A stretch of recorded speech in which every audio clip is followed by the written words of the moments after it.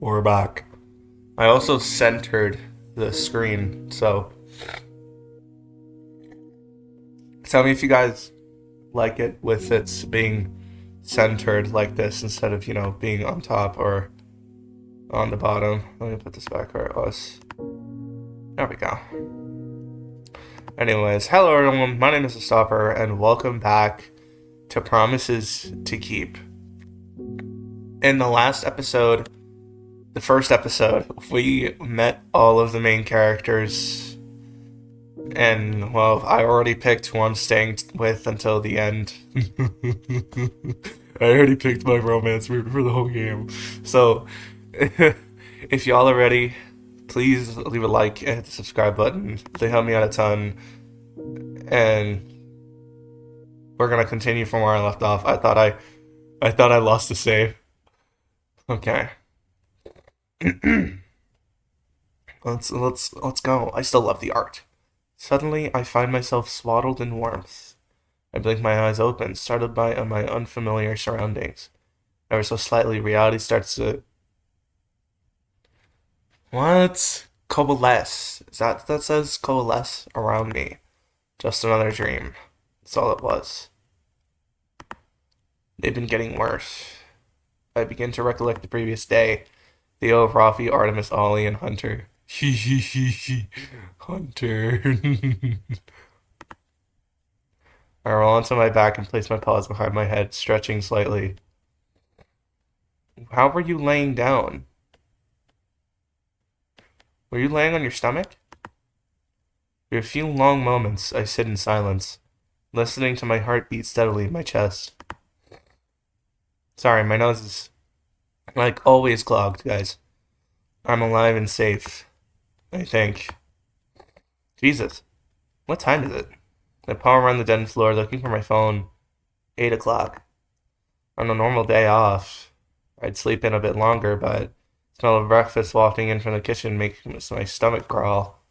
Probably Artemis, our resident chef. Yeah, Emo Mordecai. And again, I don't think anyone else is going to be up this early. The image of a comfortable, curled up Rafi crosses my mind. Maybe I'll see him if I get up later. Does that say Hunter? Bet. Bet. Hold on. Let me actually make a save here to keep this in mind. Pink. Alright. Get up. This is hardly a normal day off. I'm awake, so I might as well go have some breakfast. Besides, not eager to return to my dreams. I'm eager to return to Hunter. I get a few good stretches in before reluctantly leaving my surprisingly comfortable air mattress. First things first, a shower. I unzip my luggage, grabbing a few clothes and a few toiletries. I pause at the door and take a few slow breaths, bracing myself for the day ahead. Here we go. Social Leo, activate. I head into the living room first and see Theo settled comfortably in front of the fire, drinking coffee. Yo, what's good, King? The music's kicking in again. This music is goated. Oh, Leo, good morning. How did you sleep? Morning, Theo. I slept pretty well. Actually, thank you again for setting up the mattress for me. Glad to hear it. You're up earlier than I expected. Right on cue, I stifled a yawn with my paw. You can go back to bed if you want. I think most of the house is still asleep. No, I'm fine. Just need to shake off the morning sleepiness. Speaking of, who's awake right now? Well, I know Artemis threw together a breakfast spread in the kitchen. I think Hunter is with him, but everyone else is still in dreamland. If you're in the mood, you should join them for a bite. I'm normally not I'm not a I can't read. And again, it is 3 in the morning. I'm not normally a breakfast guy, but Artemis made fresh scones that I couldn't refuse. Scones? Artemis, how much sleep did you get, my Evo Mordecai? That does sound nice, but I do want to freshen up first. Is that alright? If that's alright. I can't read. Oh, of course. The bathroom is just around the corner. I put some fresh towels in there earlier this morning, so take your pick. He really was prepared for everything. Gotcha. Thanks again, Theo. We waved goodbye and I went to the bathroom. Okay, I thought the bathroom was the den, and the den was the bathroom, and the bathroom was the friends we made along the way or something. After a refreshing shower, I returned to the den, setting my dirty clothes aside and grabbing my phone. Making my way to the kitchen, I start to hear talking and laughing. Definitely Hunter's voice. There he is. Was he always wearing green? I don't remember. I don't remember, bro. Hold on, save. Yeah, he was a loser in green. I was schizophrenic sometimes. I thought he was wearing. Okay. Okay, but why take all the joy out of food? It's not that bad. I still eat what I want for like half the year. What? Seems like I walked in on some kind of discussion. Hey, morning, you two. They both turn to face me. Morning, Leo. Morning. Hi, Hunter. Help yourself to some breakfast. We have fresh scones, pancakes, and a bunch of fruit. Ooh. Awesome. I'll go ahead and make a plate. Sorry, blah, blah, blah, blah. The music. This is new music.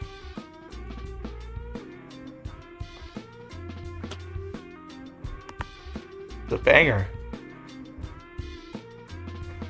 Awesome. I'll go ahead and make a plate, and sorry if I interrupted your conversation.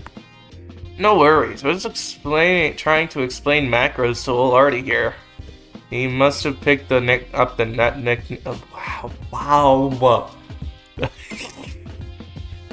I can't read, bro. The Stopper Stuttering compilation? When?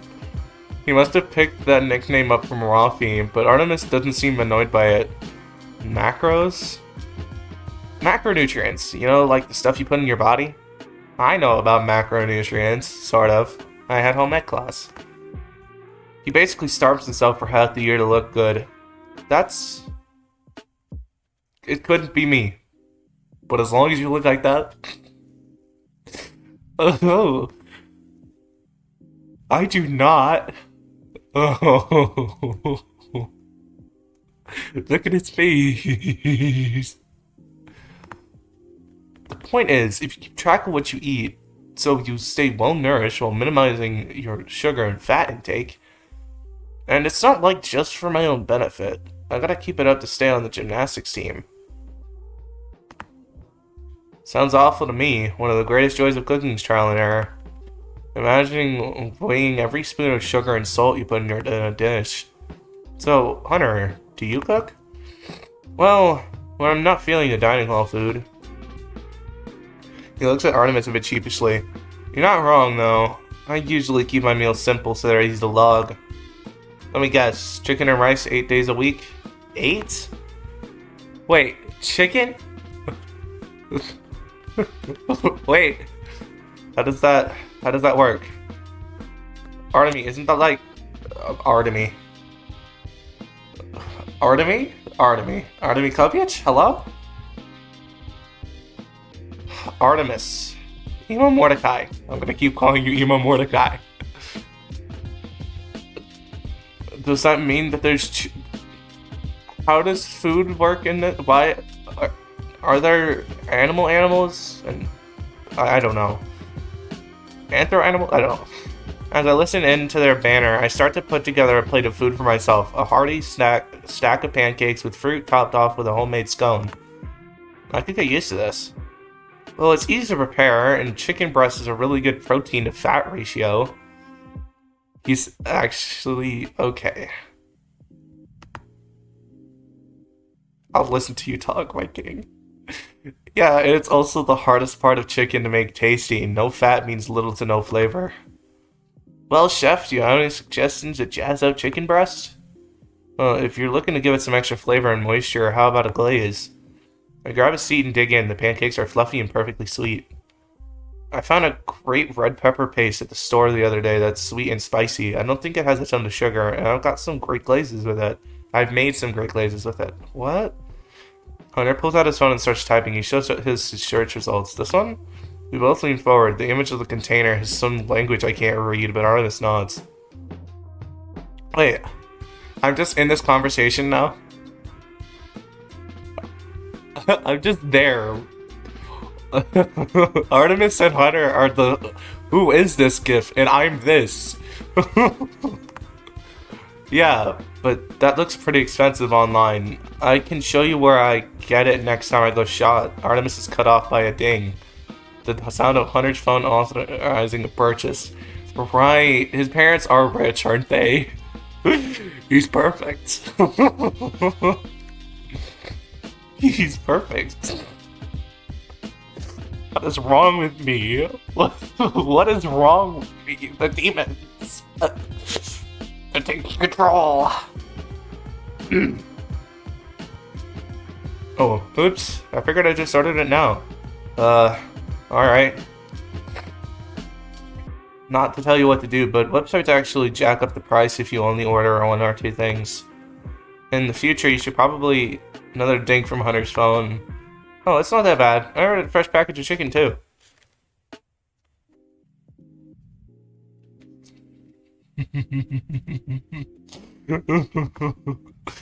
Another single item order. Hunter shrugs it off. I just wanted to put the orders in before I forgot. I don't expect them to arrive anytime soon. Gestures to the windows. I can see the gears turning on his head as he tries to understand Hunter's nonchalance. His expression remains relatively neutral, though. Eventually, he shakes his head and turns to me. Either way, I'm glad to see some of you enjoying my food. He gives me a snarky nod as I nibble at my scone, light, buttery, and soft. I give him a thumbs up and continue eating. Hey, I had fruit. You had like 5 strawberries and a protein shake. Perfect. I had to make up for yesterday. I ate too much bread pudding. Hey, Theo. I almost said Rafi. That is not Rafi. That moment, Theo strides into the kitchen, all geared up to head outside. Oh great, all the other birds are here. He makes eye contact with Artemis, then cringes slightly. No offense. Untaken. I'm handing out to shovel the snow at the front. Then I'll check on a few more folks down the street. And his eyes light up immediately. Want help shoveling? I need something to work off breakfast. You had 5 strawberries. You had 5 strawberries, bro. Please. Please. Artemis is very pointedly silent. His face says it all. You had strawberries and a protein shake. How did you even get a protein shake? Does Theo have protein, or did you bring it with you? You're in luck. I have a second shovel you can use. Sweet. Let me get changed real quick. Hunter hops up from his seat, carefully placing his plate in the sink. Thanks again for the breakfast, Artie. Yeah, thanks, Artemis. The J nods, directing his attention to his phone as Hunter jogs out of the kitchen. Now, as always, please make sure shows at home while we're out. We shouldn't be gone for too long. Theo returns to leave the kitchen. Soon after, I hear Hunter coming down the stairs to join him. The door opens, shuts, and then the house is quiet again. I finish the last 2 bites of my food as Artemis gets up from his seat. If he wants to work off breakfast, he has to actually eat it first. He has no calories to work off right now. There it is. Anyway. You can hand me your plate if you're finished. Clean it up in a bit. Do you need any help? Nah. Promised Rafi a cooking lesson today, so I'll do all the cleaning after that. That sounds fun. What are you teaching him? Not sure. Whatever I can whip up from the stuff in the fridge. A few pause steps echo in the stairwell. Speak of the devil. Yep. There he is. Artie! Good morning! Ralphie calls out as he enters the kitchen. His eyes light up when he sees me at the table. Oh, morning, Leo. Morning, Ralphie. Ralphie grins at me and then makes his way over to the fridge. What are we cooking today? Artemis joins him in front of the fridge, inspecting the available ingredients. Y'all are cooking already? Wait till, like, lunchtime. It's still 8 in the morning. I take that as my cue to excuse myself, not wanting to get in their way. I'm guessing I'm gonna run into Ollie. I return to the living room and sit on the couch. Seems like Ollie is a late sleeper. I wonder if he's up yet. I got Ollie's number from our group chat and sent him a text. Hey, you up? You up text is hilarious. Took a few minutes to get a response. Apparently, why? The you. Yeah, that's something you would do. Want to hang for a bit if you weren't too sleepy? Your response comes instantly. Oh yeah, go upstairs. There he is. The nerdy raptor. Lovely. Ollie answers the door on the second knock, still rubbing sleep from his eyes. Morning. Morning, Ollie. Hope I didn't wake you. Nah. That's a huge toothy yawn. You're good. Come in. Come on in. Peace. I'm gonna drink some water so I can read better.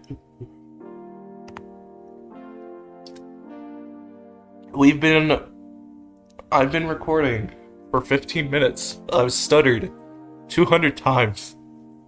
Oh hey, that looks like the fan in my room. The room looks pretty much the same as yesterday, with the notable exception of the finished desktop setup, posing with an assortment of colors. Looks like you got everything set up. Looking good. Yeah. He yawns again, nodding. Let me boot it up for ya. Ollie's desktop background, at least the parts of it visible beneath the clutters of backgrounds and folders, look like some kind of painting. A lone knight kneeling at the foot of a grave, bearing a gilded shield inlaid with 7 glittering gemstones. My view is quickly obstructed as the dino began pulling up windows, filling each monitor in a matter of moments. Oh god, I'm hiccuping. Wait, sorry, but could I get a better look at your desktop background? Oh, of course. Ollie's gentle blue eyes light up in excitement. He fiddles with the center monitor and pulls it up unobstructed. Oh, beautiful. How do I make this disappear? Ah. This is beautiful. Is that a Dark Souls reference, I wonder? That might be a Dark Souls reference, but look at this. Look at him. I love this game. Do you recognize it? Sorry, no, it just looked interesting. Oh, that's okay. His excitement barely wavers. Seems as if he's just happy to explain it. It's from an RPG called Tales of Wheel and Woe, one of my all-time favorites.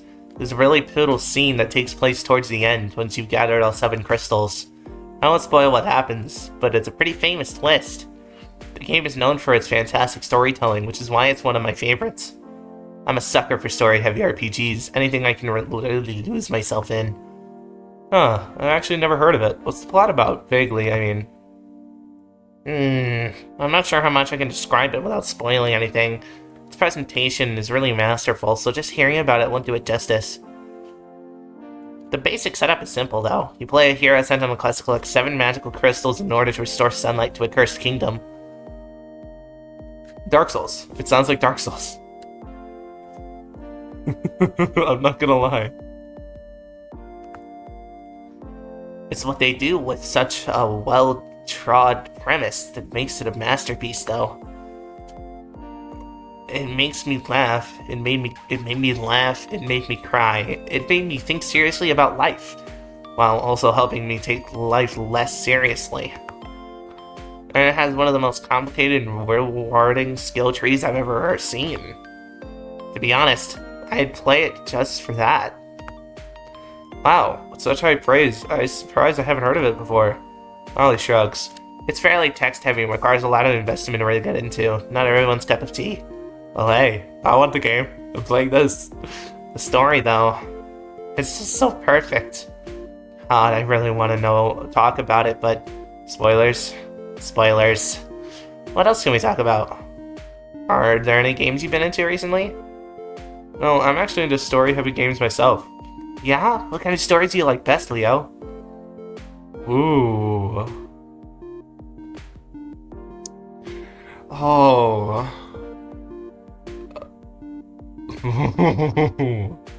I like all of these. I really like all of these. I guess sad stories with happy endings. Might be a weird answer. Wait, actually, I'm gonna make a save here. For the lulz, sad stories with happy endings. This might be a weird answer, but I like sad stories with happy endings. Stories that made me feel a range of emotions. That challenged me to see both the light and dark side of things. That's not a weird answer at all. It's how I feel too. Diana's tail swishes lightly behind him, reminiscent of a wag. Stories that don't shrink away from pain and sadness, but don't wallow in it either.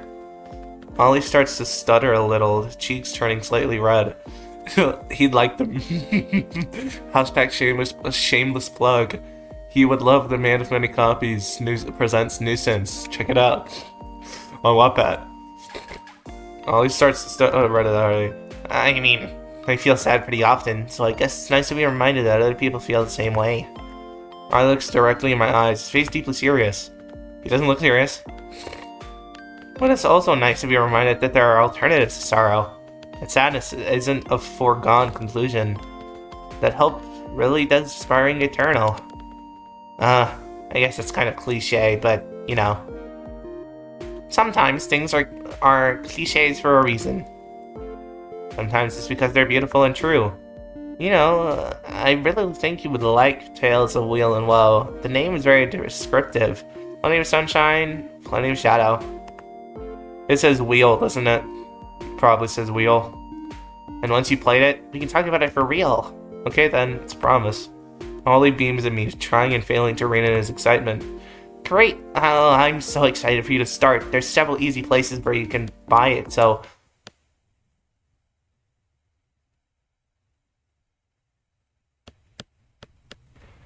Crap. With an abrupt sound, the lights in the room go out, followed immediately after by Ollie's computer screens. In an instant, we are both bathed in darkness, eyes locked in grim understanding. The power. Shit. I knew I should have brought that surge protector. We hear voices from downstairs. Clearly everyone else has noticed it too. Both our phones buzz. It's Artemis. The power is out. Everyone please gather in the living room. You too, Ollie. Dino huffs in annoyance. Oh, that's a new face. There was no need to single me out. I would have come down. Come on, Leo, let's go. When we reach the base of the stairs, we find Artemis in the living room, stiffly pacing back and forth. There you are, Ollie. Come sit down here. The gas fire may have turned off, but it's still warm here. Artemis, it's fine. The power just went out. It's still warm everywhere. You know how quickly he can leach out of a building. Please just sit. He gestures to the couch, the anxiety now plain in his voice. He's anxious? I thought he was depressed. For a moment, the two of them just look at each other. And then Ollie stiffly walks to the couch and sits, averting his eyes. Thank you. Bird turns to me. Have you seen Theo? No, not since this morning. He did say he was going to check on some houses after shoveling. Bird's scowl deepens, his forehead furrowing into a mess of feathery wrinkles. Great. Just great. The front door cracks open and Ralphie's head pops through. Hey, Artie. I grabbed Hunter just like you asked. Yay! I know the situation might be dull, but everything's dandy when you're here. Jesus. Oh, God. I can't beat the allegations. Hey, Artie, I read that already. What's going on? I was just getting into the shoveling groove. Two of them file into the house, stomping the snow off their boots. Power's gone out. Artemis says brusquely. What? Absorbed in his phone. Here, come sit. It'll be easier to discuss when we're all in one place. Well, what about Theo? He went to check on a few neighbors, but he's still... Yes, I know. Bird cuts him off with a raised towel and slips his phone back to his pocket. Hey, don't be rude. And I sent him a text. Hopefully, all our heads turn to the nearby side table. Ah. Shit. He left his phone here. Theo, you're like 40. Why did you forget your phone, Theo? Theodore. Yep. Unbelievable. Is it? Yep, it's Theo's. Sure, yeah, just wander off into a storm without your phone. Real smart. I'll go get him then. No. No. Hunter shakes his head in annoyance, eyes darting around the room. No, you stay here. There's no point in splitting up. Hunter hesitates for a second, then continues lacing up his boots. But he can't be that far. It'll take me a few minutes tops. No. And what if he's in someone's house, helping them with something? Artemis snaps at Thunder. Helping them with... Okay, I read that correctly. He really does look... He's... Mordecai, please chill, bro. Please. If the devs of that's ever watched my video, if the devs of this game ever see my videos, and all they see is me talking about and me calling Artemis emo Mordecai, I'm I'm gonna cry. Artemis snaps at Hunter. You could walk right past him and not know. Narkin recoils suddenly at Artemis' tone, then frowns and fires back. So what? I'm just supposed to wait here? Who knows when he'll return? Yeah, so we all wait here until then. What's not clicking? Better than all of just wandering out in the snow with no idea where we're going. Well, Artie, it would only be one of us. Why is it so hard for you to just what? Wow. Why is it so hard for you to just sit still? Artemis' voice is hard and flinty now, something near panic reflecting in his wide eyes. At that moment, Ollie stands up and casts his stride purposely across the living room. Ollie, where are you going? Donna steps at one of the lamps and flicks the switch a few times. Nothing.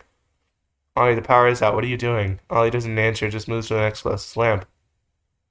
Corner of the room floods with light as the lamp turns on. Huh?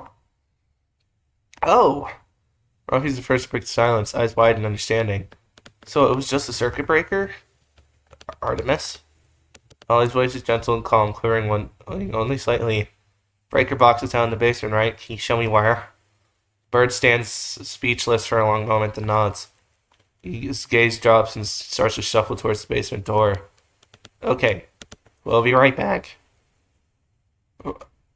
Emo Mordecai is a douchebag. He was yelling at everyone, and then the light turned on. The light turned on, and he turned into the shell-shocked shoulder image. All he says to the room at large then seems to reconsider. Though it might be best if everyone sees where it is in case that happens again. Sure, we'll come with. I motion to the other two and start following Ollie. There's a random furry plush down here. Hello, you two. I'm guessing they're developers? The basement is spacious, though dimly lit by a few small, snow-covered windows. Aided by his phone flashlight, Ollie locates the breaker box and quickly finds a tripped switch. There we go. That should do it. Hunter sighs in relief and claps him on the back. Wow, good thinking, Ollie. I don't know why, but I never thought it would be the circuit breaker. Yeah, me neither. I guess it's because there's been so many power outages lately. The dino blushes and scratches the back of his head. I mean, the wiring in my building sucks, and I tend to use a lot of plugs at once, so I'm having to reset the circuits a lot. Speaking of, I'll keep my desktop unplugged for now. I think that was probably what did it. Are you sure? We can find some other stuff to unplug so you can still use it. No, that doesn't seem very fair. I still have my laptop, and it's my fault that everyone got so worked up anyway. No. Artemis speaks up for the first time, sheepish and halting. It was my fault. It was Emo Mordecai. You should be ashamed of yourself. I'm gonna drink some water.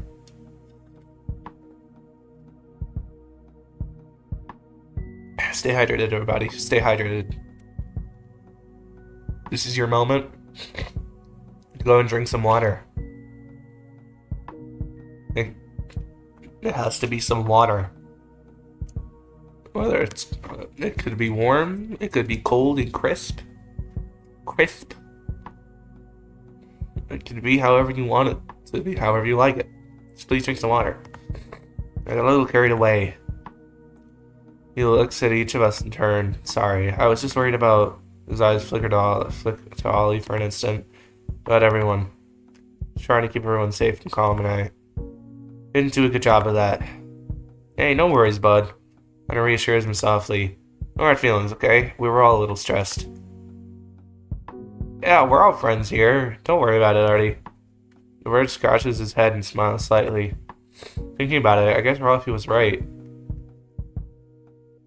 Wait, you have hair. I thought he would just have feathers. Okay, that's cool.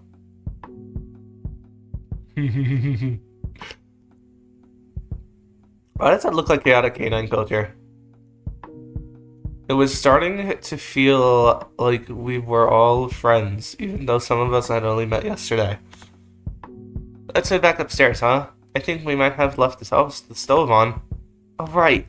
Artemis turns and hustles back up the stairs, and we all follow, sharing smiles with each other.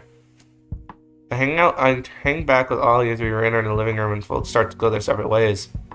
Really good call, Ollie. You saved us all a big headache. It was nothing, really. He glances over to the kitchen where Artemis and Ralphie are still figuring out lunch. It's like still 8 in the morning. Hello? Here, follow me up to my room again. I want to make sure everything's disconnected properly. Sure. Your PC's still on. He goes to work, unplug the various computer wires. Ollie talks to me quietly from underneath the desk. This may seem a little strange to say, but please don't think badly of Artemis because of this. You can be a little overprotective at times. Yeah. Especially when it comes to me. See, where I come from, my gaydar is going off. My legendary gaydar. Whoop, whoop, whoop, whoop, whoop, whoop. It's pointing at you and Artemis. If I can't get Hunter, I'm sorry, but you and Artemis like to be a thing. I really like it. Huh? Especially when it comes to me. Yeah, I could tell, to be honest. I promise it doesn't come from a place of malice. He can be a little controlling. Only when he's worried about someone. Finishing his work, Ollie looks up at me with serious eyes. Those aren't serious eyes. He's smiling. I know he cares about all of us here, not just me. He's really warmed up to the rest of you as well. Quicker than he normally does. And all that's nice to see. Between the two of us, me seem like the more outgoing one, but honestly, he has as much trouble making friends as I do. Something in Ollie's eyes catch my attention, a deep, tender warmth. Noticed too, but when he told me the story about how they met, makes me want to ask. He started a little forward, but Ollie blinks at me questioningly. Are you and Artemis a thing? A thing? Oh! Ollie turned redder than anyone I've ever seen. Far redder than Rafi. Impressive for such a great dino. He turned redder than his hair, bro. Oh, you mean no. Not, a thing. Ollie mumbles, frantically twiddling his claws, eyes shooting around the room. Hey, I'm sorry, I shouldn't have tried. Based on the way you two talk about each other, I guess I just wouldn't be surprised if everyone else is thinking the same thing. Really? Oh. Well, Oh no, we made him sad. Dang it, Leo. No. I mean, it's not like I wouldn't. I mean... Oh my god. I knew it. The gaydar's going off.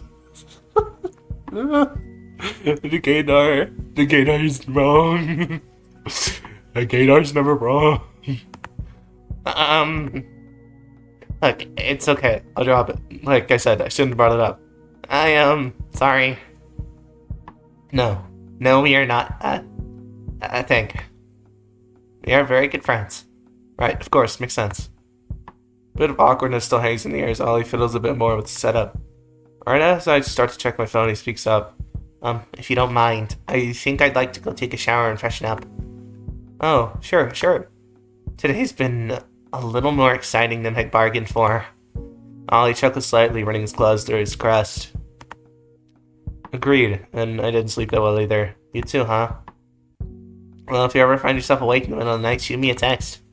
There's a decent chance I'll be awake then too. Deal? Wow, the voice crack. Enjoy your shower. Theo left towels and everything else we might need in the bathroom, so you should be all set. Thanks. See you around, Leo. See you around, Ollie. I shut the door behind me and immediately start kicking myself for crying. Come on, Leo, don't you remember what curiosity does to cats? You are a cat. Well, it seems, guys, by the end of this, curiosity would kill the cat. And Leo's going to keel over and have a heart attack. Shit. Ollie was so embarrassed. As I start to make my way downstairs, I remember his request. Please don't think badly of Artemis. Maybe I should go check on him. Out of all of us, he seemed the most stressed out by the day's events. My stomach growls in protest. We're in this fresh sunshine already. How long has it been? Has it been a few hours? Can I check my clock? I could definitely use a bite. I bet I'll find Rafi in the kitchen, and where there's food, I'll probably find Hunter too. Bats. Oh, I just realized there's a little plushie in the bin. I found an Easter egg. Up the bin in the plant. Oh, this is a moral dilemma. Do I want to go check on Gaybird, or do I want to go see Hunter? Hmm. Oh. Hmm. If I check on Artemis, it's probably the Artemis romance route, but if I go get a bite to eat, it might be the Hunter romance route. Hmm. I don't really want to romance Artemis. It's it's between Hunter and Ollie right now. Um, I'll still check on Artemis. Food can wait for now. Last I saw Artemis, he was heading to the kitchen to clean up. And there he is. I chose to go away from you, Ruffy, and here you are. Why does it look like it's nighttime already? As I head down the stairs, Ruffy zooms past me, then stops. Oh, Leo, there's food on the kitchen counter. He holds up a plate of fried dumplings. Oh, Hunter was too lazy to grab some for himself, so I have a delivery to make. Wait, so he's down? He's up there. So I would have just hung out with Rafi. Really? I thought he loved going up and downstairs. Yeah, but he loved making me do it even more. By the way, is Artemis still in the kitchen? Yup, he's just cleaning up. Gotcha, thanks, Rafi. See ya. I take one last deep breath and walk into the kitchen. Hey, Artemis. Hey, come down to eat? Sort of. Time is flying by. It's been half an hour in IRL, but it's been like 5 hours in game.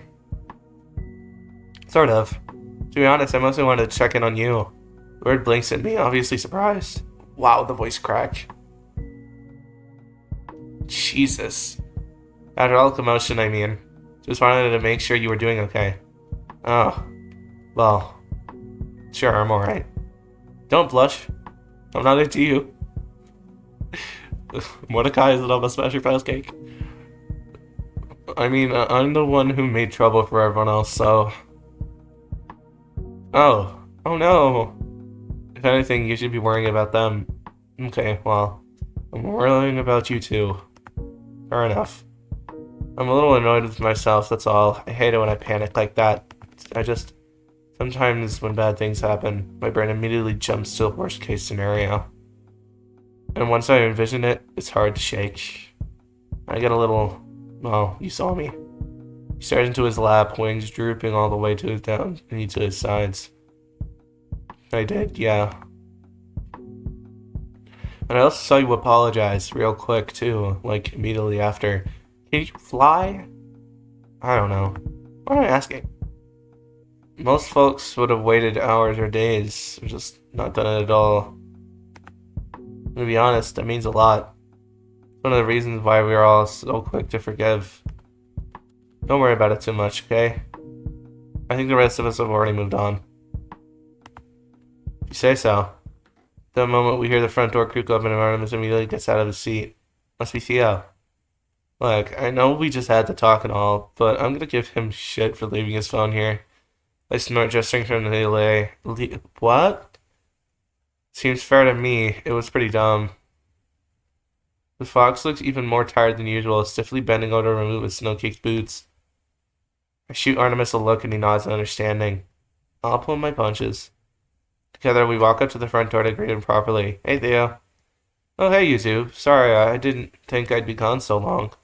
Sure, it makes sense. Artemis pauses a moment before continuing. You forgot your phone. Pulls the device out of one of his pockets and hands it to Theo. Yeah, I realized that eventually, but I was in the middle of something and didn't have time to come back. Helping folks with shoveling? Among other things. Have you eaten since this morning? Theo was about to answer and his stomach beats into it. He grinned sheepishly. No. Hard sighs. Theo, I don't want to give you a hard time, but please. Next time you go out, remember to take your phone. We had have had some issues with the breaker box today, and I had no way to get in touch with you. His eyebrows shoot up. Oh, yeah. I'm afraid the wiring in this whole house isn't great. Sorry. I was just anxious to get out there, that's all. It's fine, Theo. We were, we just were worried. We just worry about you. I can't read. That's all. You got to take care of yourself too. I left you a plate. It says your usual place on the table. He opens his mouth to say something, then seems to change his mind. Thanks, Artemis. I appreciate it. Artemis nods, gives me one last smile, and slips away upstairs. Guessing he wants to be alone for a while. And as the two of us, Theo turns to me, clearly embarrassed. I reckon I got off easy, huh? Yeah, I think you did. He was being serious, though. We were all a little worried. I'm sure, but you all know I can take care of myself. Why do you look so angry? A hint of irritation creeps into his voice. Of course you can. In normal circumstances, it would be totally fine. But you said it yourself yesterday. This storm is something else.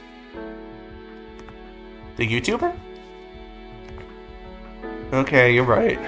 I messed up. Sorry for being defensive just now. Stomach growls again.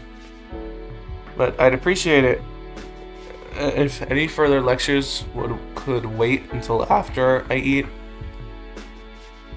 I chuckle and gesture to the kitchen. Deal. As we walk in, I signal to the plate sitting on the table. All yours. Ooh, dumplings. Fox wastes no time digging in, the lines on his face softening as he eats his first substantial meal of the day. Also, this is new music. I hear a tom in there. What about you, Leo? Pauses with the dumpling halfway to his mouth. You ate already, right? Hastily got the dumpling pan off the counter and stuffed one in my mouth. You gave me a whole speech earlier and you hadn't eaten yet either? Sorry. I mumbled through a mouthful of dumpling. Wow, these are delicious, actually. Aren't they? I'm really gonna have a hard time letting Artemis go home. I nod in agreement and bring the whole pan to the table. You don't have to sit with me, he says in between bites. If you'd rather hang out with the others, I shrug. I haven't seen you all day. I wanted to hear how things were out there. Theo nods and gulps down a long drink of water. I'm gonna take a sip of water. Water. It heals the voice cracks whenever you say water. And the voice still cracks. Folks are hanging in there. There are a few more houses I'm not completely sure about, but he grins sheepishly and lowers his voice. I'm starting to feel a little faint, to be honest. I didn't really eat breakfast either, just had a cup of coffee and half a scone. I know, don't look at me like that. Breakfasts are usually optional for me. I'm just never hungry in the mornings, that's all. I never skip lunch or dinner, though, not when things are normal anyway. He pauses a moment and rolls his shoulders, grunting as the joints pop softly. Yeah, I guess I wore myself out today. A lot of folks needed help shoveling or carrying stuff. Maybe you should take the day off tomorrow. Theo laughs heartily and picks up his fork again. Maybe I should. It's pretty typical of me to be the only one working on in the snowstorm. I realize that I have no idea what Theo's job is. Just must be something lucrative with a house like this. Don't mind me asking, what do you do for a living normally?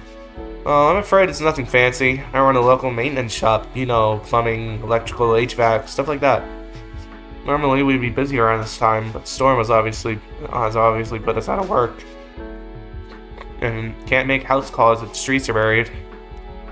Cool. I guess that explains this huge house, if you own the company. Theo blushes and scratches back his neck. Well, not so much. I can never afford this place under normal circumstances. This is my aunt's house, remember? Almost every nice thing I have, I inherited from her. Running a small business is tough. It doesn't make as much as you'd think. The only reason corporate CEOs are so rich is because of worker exploitation and unethical business practices. And said corporations are huge and influential enough to get away with pretty much everything. We're a tiny company that pays and treats our workers fairly. We stay afloat with hard work with local support. That's it. No one's gonna bail us out if we go into the red. Theo hesitates, chuckles, and turns back to his plate. Sorry. I kind of got on my soapbox there. Don't be sorry. I agree with everything you said. Theo shrugs. Even so, enough about me. What do you do for a living, Leo? I feel like I barely asked you anything about yourself. Shit, I should have seen this coming. Oh, I'm between jobs now. Theo looks up at me and nods reassuringly. No shame in that. He waits for me to continue. Things just didn't work out at my last job at all. No shame in that either, I suppose. Guess it's starting to feel like I'm never going to find the right place for me. A knot tightens in my chest and my last few words go out strained. I know the feeling. Trust me, I do. Theo's voice is gentle, like a soft spring breeze. It took me quite a while to get settled where I am now. A lot of bad choices and a lot of heartbreak. We'll find something, don't worry. That's why you had no bitches. I haven't known you very long, but I can tell you're a kind, conscientious person. That matters in the end. If only I had a dictionary right now. You know the saying, you reap what you sow? Well, yeah, I listen to the Suburban song. Well, it's true. As long as there are caring, compassionate people in the world, they will find each other and help each other thrive. Let me know if you ever need help with the job search. I'm in your corner. And I'm sure the others are as well. Don't be afraid to reach out. So yeah. I make an effort to meet his gaze, turn to soft smile. I nod momentarily, lost for words. Sorry if I got too serious there. Not at all. He takes a final gigantic bite and sets down his fork, his plate now completely spotless. Phew, that was delicious. I don't know about you, but I could use a drink. His face scrunches up in thought, black nose twitching. Not entirely sure you've seen the bar yet, except for Artemis. The bar in the basement? Yeah. His face falls slightly. Guess it won't be a surprise then. Well, then I caught a glimpse of it while we were figuring out the power situation, I add hastily. We haven't seen it in action. His eyes regain their sparkle and he paused around for his phone. Well, now's your chance then. I think tonight is a good night for a little celebration, why not after all? He typed a quick message into the group chat and I scrolled through the various gifts to locate it. Who's sending gifts? Theo, Rafi, and Hunter. Hey y'all, if you fancy a drink or just want to come hang out, come down to the basement and see the bar. Here, you can be the first to really see it. Theo stands and motions me towards the basement door. Follow him down the stairs and Theo switches on the lights. I only seen a fraction of it earlier, but now I can take my time to examine the space. It's a little chilly, but spacious and comfortable. My eyes are immediately drawn to the pool table by the stairs, complete with a sufficiently fancy lamp. Okay, why is this house reminding me of the Boondocks house? A little bit. Just a little bit, you know? Wow. You have... Your aunt... Your aunt... was... probably dealing illicit substances.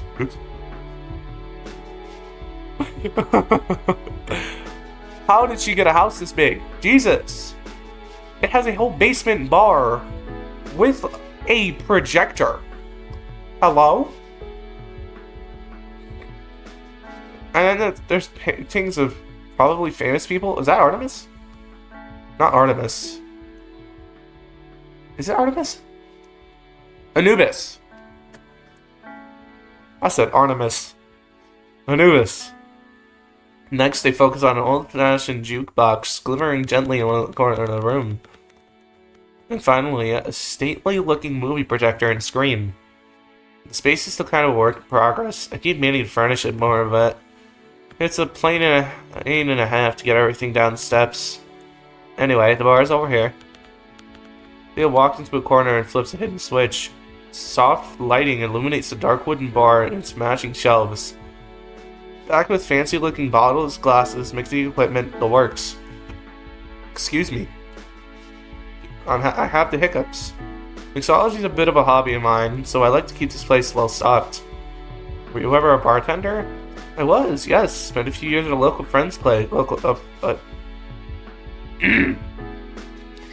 I was, yes. Spent a few years at a local friend's local place. I said it wrong again. A local friend's local place. I was, yes. Spent a few years at a friend's local place. He taught me everything I know, pretty much. There we go.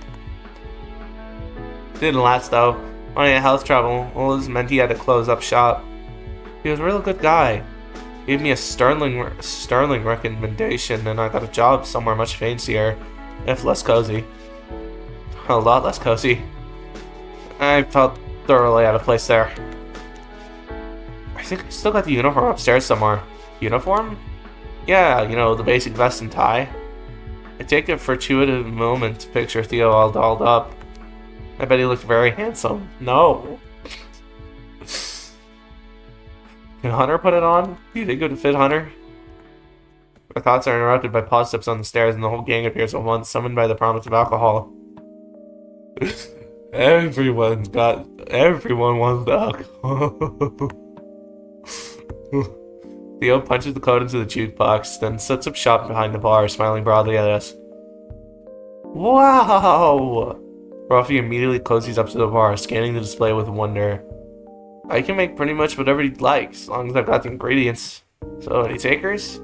Ruffy's paw shoots in the air as if it were a win class. Me. I figured. Oh, what do you have? I don't know, you pick. Something sweet, please. Theo blinks in surprise and laughs. Okay then, how about an appletini? I don't know what that is, but sure. It's a martini. It's got a sweeter apple flavor. I've never had a martini either, but I'm down to try. Okay, fair enough. Do you prefer gin or vodka? Ruffy blinks back at him for a long moment. Look at his face. How's about I pick this for you? Yes, please. How about the rest of you? Nothing for me, thank you. Let's just have water. Well, you're boring. Theo nods encouragingly. Sure thing. Hunter's bright eyes flick back and forth between Theo and the array of bottles. Yeah, alright. I'll have a little something as a treat. There's no pressure, of course, if you're right or not. No, I'm done. Just, counting calories. Hey, a shot of vodka, please. Hey, alright. True college, man. Theo teases, starting to tinker around the bar. Ollie, anything for you? I'd have a mojito, if that's okay. If you have the ingredients, if not, then... Theo cuts him off gently, looking over his shoulder with a smile. No trouble at all, nice and easy to make. Ollie nods in gratitude and maneuvers himself onto his bar stool, gracefully draping his tail over his back. And last but certainly not least... Why'd the music stop? The music paused for a minute. Theo's eyes meet mine and he grins playfully. What's your poison, Leah? Ooh. I get some pick? I wouldn't know. I've never had any before. I joked about it, but I've never had any. Tequila. Let's have something with tequila. Tequila, feeling adventurous tonight, huh? But are you not a fan? Theo shakes his head, grabbing a few bottles off the shelf behind him. I like tequila just fine. It's not just but it does not like me, not even a little bit. Same. Artemis chimes in, looking up from his phone. My worst ever hangover is tequila. Theo nods expressively. Don't let that stop you, though. Clearly you're made of sterner stuff than we are. Let's see. You looking to do shots? Hunter bounces his eyebrows up and down at me from across the bar. Yes, please. Yes, please. Or if you're feeling festive, I can make you a margarita. Or, you know what? I think I have some grenadine. I could do a tequila sunrise. Hey, those sound good? I'm doing the shots.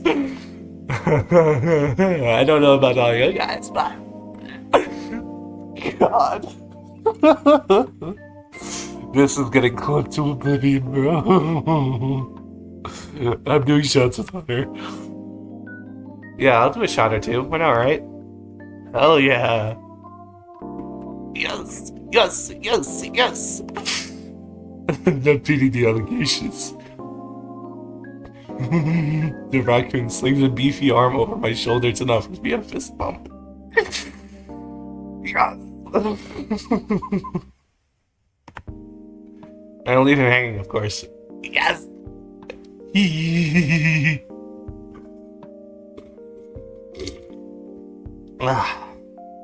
Okay, I'm gonna finish off this water and go get some more. I'll be right back. Yes! And we're back, and I'm still giggling like a moron. He laughs and pulls me closer, comfortably leaning against me. Alrighty then. Theo hands us 2 sparkling shot glasses full to the brim. Oh, almost forgot. He rummages around beneath the bar, pulls out a salt shaker and a bowl of lime wedges. Oh, he stares at the collection of objects, clearly confused. Here, just watch me. I pour a generous amount of salt on my paw, up a lime wedge, and hold my glass up as to Hunter. Cheers. He holds his glass out, grinning broadly. I clink it tight, lightly with mine, lick the salt on my paw, take the shot down my throat, and stuff the lime wedge in my mouth. Why did you do any of that? Doing shots is hard. That's just how you do tequila shots. It's tradition. Leo, we've gotta go out drinking sometime. My treat. Oh, baby. Say less. Say less. 2 of us go, then Dr. FOMO over here will come as well. No. Hey, that's not fair. He attends to everyone's requests quickly, and soon after, everyone settles in with their drinks. While I try to around me is pleasant, I can't remember the last time I was surrounded by such friendly faces. You know what would go great with this drink? He's drunk already. How many did you have? Alfie looks around playfully and pointedly at Hunter, alcohol clearly starting to set in. Some dumplings. Hunter, how about you go get them from upstairs? Oh, why me? Because my legs are broken and I can't get up. I'm sorry, Grandma Rafi, what? Besides, Ari and I already worked so hard to make them. And Theo's the bartender, so he's busy. Hey, I spent long hours out in the cold, shoveling the sidewalks. Don't I get any points for that? With a dramatic sigh, I get to my pause. Alright, Rafi, I'll go collect your leftovers for you. Oh. I mean, I was just giving Hunter a hard time, but it's fine, I won't to. You're the best, Leo. Smile at him and head upstairs. Are we about to get jumped? As I enter the kitchen and grab the foil pan of dumplings, I can hear the clinking of glasses from the basement. I slip one into my mouth, enjoying the savory taste, the juicy pop of flavor, the sweet sound of muffled laughter. How long has it been since I felt like this? Like I belong in a space, like I could stay in here forever in easy bliss. It almost feels too easy to be too good to be true. Just as I did yesterday morning, I walk over to the window and place a paw on the frozen glass. It chills me to the bone. For a fleeting moment, I remember a snowbound forest and the embrace of an icy lake. If this is all a winter dream, here's where I would wake up. This moment joy is so near. Here's where the other shoe would drop. Glad to wake up right now. But I don't. Feeling the warmth and comfort remain. The sound of laughter flows on. Friends are waiting for you, Leo. Go to them. I grab the dumpling pan and hurry downstairs. Yay! It's another dream. Seems like they have pretty much forgotten about the dumplings, so what? I arrived during a lull in conversation. Everyone spread out around the basement. Seems like they've pretty much forgotten about the dumplings. I gently set the pan down on the table and the Mickey's running around the room. The gracious host Theo, still serving drinks behind the bar, keeps a diligent but tender eye on his guests. Artemis, cool, calm, and collected, he thumbs through a wrecked box of records, one talon resting easily at the top of the softly glowing jukebox. Ollie, soft-spoken yet passionate, his eyes are bright with wonder as he fiddles with the old movie projector. My old friend Rafi, curled up on the couch, blessed a smile on his youthful face. He's gonna feel that alcohol in the morning. Hunter, sprightly and happy-go-lucky, his dexterous paws are busy setting up the pool table, his tongue sticking out in concentration. Bet. As I watch him, the joy I feel almost startles me. To think I could feel this strongly after only 2 days. Emboldened by this feeling, my eye keeps returning to one of them in particular. The one I want to spend the rest of the night with. No hesitation. I didn't even read the other choices. Excuse me? Let me put this on the list. I'm still taking it on too low. A clack of billiard balls echoes through the basement, drawing my attention to a certain raccoon at work. He spies me from across the room and beckons me over. As I make my way to him, he downs the contents of a shot glass and sets it aside. Leo, want in? I mean, I've only played once or twice, but sure. No worries, I can teach ya. He hands me a cue as he sets up the balls in their triangle formation. I try to get a feel for the cube's weight in my paws, but before I know it, he holds out the cue ball for me. I'll let you break first. I hesitate for a bit, he does too, and in a split second we try our paws against each other around the ball. Yes? He laughs and slips it into my palm. Yes? Trying to cop a feel, huh? You're a sly one, Leo. Nobody's watching these videos, bro. That's so cringe, bro. Whatever you say, pal. I quickly turn to the pool table to hide my burning face, placing the cube to ball down and taking aim.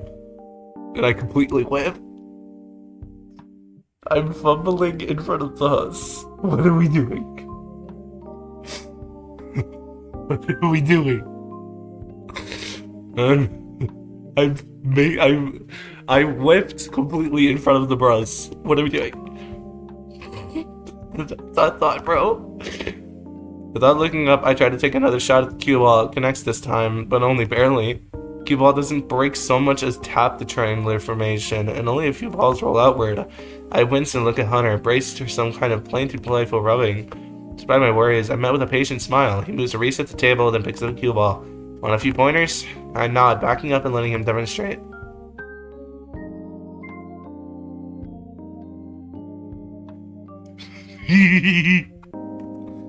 I'm saving this picture. Wait, what?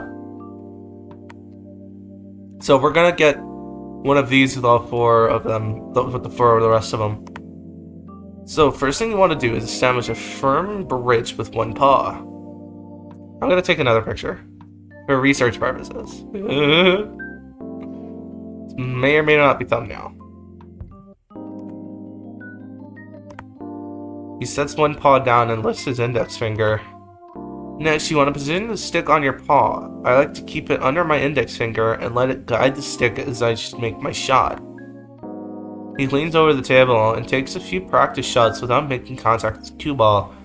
Then you just go for it, strike confidently, and try to follow through with your stroke in a straight line.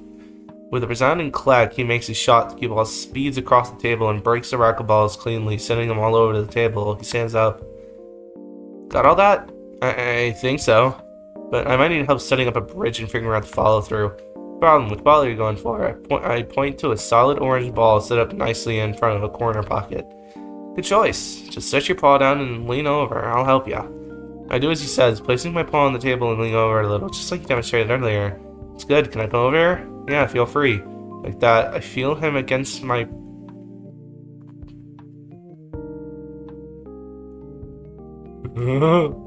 I feel him against my back as he hovers over me. His scent surrounds me comfortably, a mix of fruits that I can't quite pick out.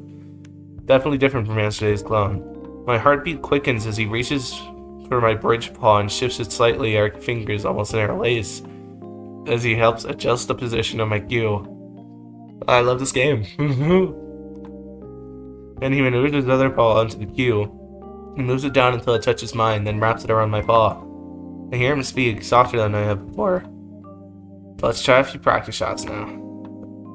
I let him guide my cue as he grips my paw gently. He takes 1, 2, 3 practice shots before I feel a snout against my neck. What are we doing? He's doing great, Leo. Good. Huh? Gives me a soft chuckle amused by my flustered reaction. That had to be on purpose, right? And I feel his warmth leave me, his paw no longer holding mine as he stands up again. I almost wish he stayed close to me like that for a little while longer. The moment has passed now, his voice returns to normal. I said that looks great. Does it feel better? Uh-huh. Yeah, that's totally what you said, Victor. Giving me a smile, he sits down next to the table. Oh yeah, it feels more stable like this. He can definitely see me blushing now. I don't really care though. Honestly, it feels kind of nice to have Hunter's full attention on me. Share the game with him, pleasantly buzzed like he is, I presume. I take a deep breath and take my shot, watching his cue ball makes contact with my target, but exhaling as I miss the pocket by a hair. Oh, close! Angles are a hard thing to get down, but I'd argue that straight shots are even harder. He hops up from the seat, cue in hand, as he observes the state of the game. Concentration is visible on his face as he traces the possible trajectories of the balls with his paw. I can't help but stare a little at his display of focus. Something about the way he commits himself to things fills me with awe. He looks up from the table and our eyes meet. He grins at me, then bends over the table to make his move. Surprisingly, he misses the pocket. He shrugs it off and backs away from the table, giving me space to work. I tried copying him. I tried to copy him, identifying the balls that are easiest to pocket. As I analyze the game, I feel his gaze on me. I feel his curiosity as he waits for me to take my shot. His enthusiasm to share this moment together. His willingness to teach me pool, despite being a tease all the while. And his eagerness to lend me a helping paw, not just to help me, but to Theo, Profi, and everyone else in the last 2 days. To have someone as patient and supportive and dedicated as Hunter by your side, I don't think you could get any luckier. Yep. The game continues, and surprisingly, Hunter comes out on top. Hey, not bad at all, Theo. You had a good string of pockets towards the end. I guess so. You were much better, though. Well, it comes with time and experience. We can come back and play more often if you'd like. I'd love that, Hunter. Or I can ask if he wants to play another round. I hear Theo call back from back to us. Last call, folks. I'm afraid your bartender is exhausted. Sounds like us to start cleaning up. Here, I can take your cue. He re-racks our cues in the holodairs against the wall. Then we cover the pool table together with its tarp. See Arnhem is helping a very sleepy-looking Rafi upstairs, while Ollie and Theo are still chatting at the bar. Ready to head up? I nod. We say our goodnights to everyone and walk up the stairs together. Hunter insists on seeing me off to the den, despite it being right around the corner. As we split off for the night, Hunter opens his arms for me, and I accept his offer, giving him a warm hug, letting him bathe me in his scent once again. You smell nice. Different from yesterday. He grins as he embraces me. It's beaches today. I'm surprised you noticed. I bury my snout in his neck for him, mumbling out a response. Oh, it's all I can smell right now. And whose fault is that? He noses at the top of my head playfully. I wasn't complaining about it, you know. And it looks like I'll have to keep switching it up on you. I look up at him, my snout never leaving his fur just a second. Just for me? Just for you. I smile and nuzzle his neck. We stand there together for a long moment, enjoying each other's presence. I don't want to go to bed. Or I can fully finish my sentence so that it'll big yawn. Careful, you're gonna spread that to me. Gives me one more firm squeeze before letting go. I had a lot of fun tonight, Leo. I did too.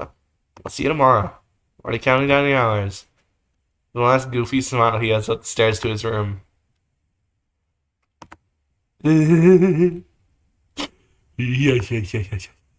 After a few long moments, I stand in the doorway, taking in what remains of the raccoons clawing around me.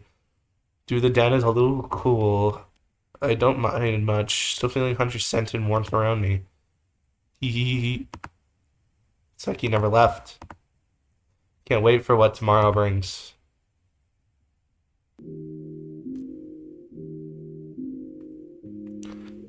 Oh no. Okay. Right there. Yes. Just had to drop a save. Be careful who you trust. Yes, Father. We'll be getting backstory for whichever character we pick. Oh, he looks so depressed. What is on his pancakes? It looks like someone took a crap on his pancakes. I'd be sad too. And remember that real friends don't really exist. Man, I'm gonna punch you. You need to command the room's respect. I'm hardly one to command anything, let alone a room full of peers. But I have no choice but to nod. Make us proud. Make them wish they were you. Who would want to be me? And don't slouch in your seat like that. You know how that comes off. I know, Father. I straightened my posture, too anxious to say anything more. Remember that your new classmates are some of the smartest in the nation. I didn't need another reminder. Middle school is where meaningful networking starts. My first job from a middle school peer was through him that. He started to tune out Dad's lengthy anecdote, but he's probably told this one 1,000 times. I stare at the plate full of Belgian waffles in front of me as Dad continues his lecture. Normally enticing dollop of almond butter on the waffles wasn't calling my name today. The butterflies were fluttering a bit too aggressively to think about eating. Butterflies? This past summer, Mom and Dad hired someone who trained me to talk professionally. Introductions, small talk, elevator pitches, the works. It was also fake, but who was I to do anything but follow their lead? Out of the corner of my eye, I see Mom walk into the room. She eyes my full plate of food. She waits until my dad stops talking before opening her mouth. Hunter, is breakfast not good today? I can have the helpers make something else for you. There's this new organic yogurt that we just imported. I make eye contact with her and shake my head. No, it's alright. I'm just not very hungry. I see a hint of concern on her face, but it quickly vanishes. Okay, well, we will have lunch delivered to school for you this afternoon. I will ask them to pack extra just in case. I nod and look back down at my plate. I just have to get through the day, make some connections. I have to remember that. There's no such thing as friends. Okay. I can fix it. What am I doing? I think he's already fixed, though. Like, as an adult. I'm not talking about the kid. I'm talking about the adult part. Please. Don't cancel me. They're just friends. Only connections. Mom and Dad sit down at the opposite sides of the table, eating their own meals quietly. In my head, I run through my rehearsed introduction when I was forced to practice all summer. Good morning. My name is Hunter, and I am one of the new students that... I'm interrupted by one of our helpers refilling my water glass. Oh, thank you. He smiles warmly at me and leaves the dining room. Careful of that stutter. It gives a bad impression.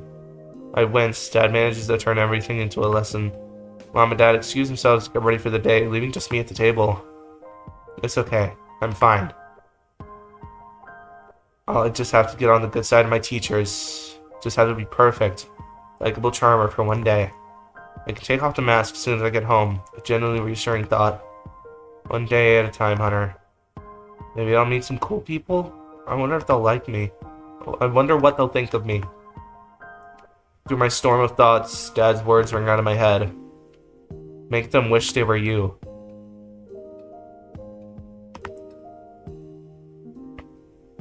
Dude, that was a crazy race.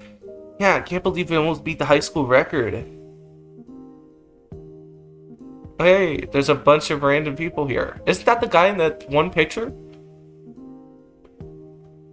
This guy at the top was in a picture in Theo's house.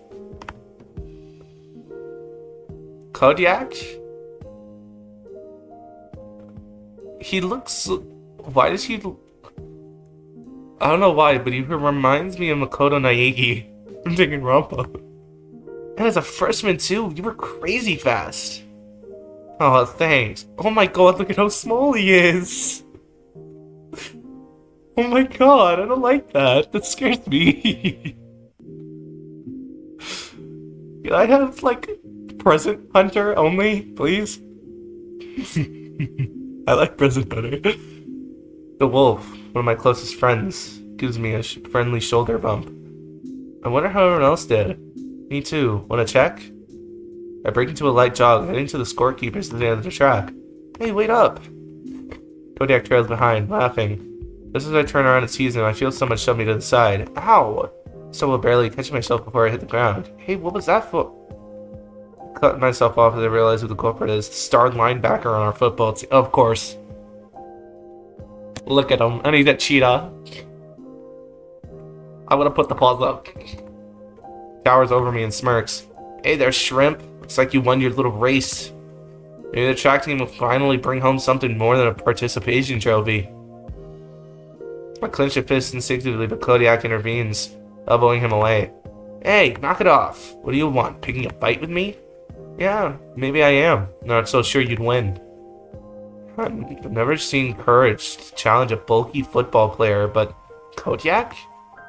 He's on our weightlifting team. As if you'd be worth my time. Catch you later, losers. Assholes. And just like that, it's just Kodiak and I. My anger ebbs, replaced by embarrassment.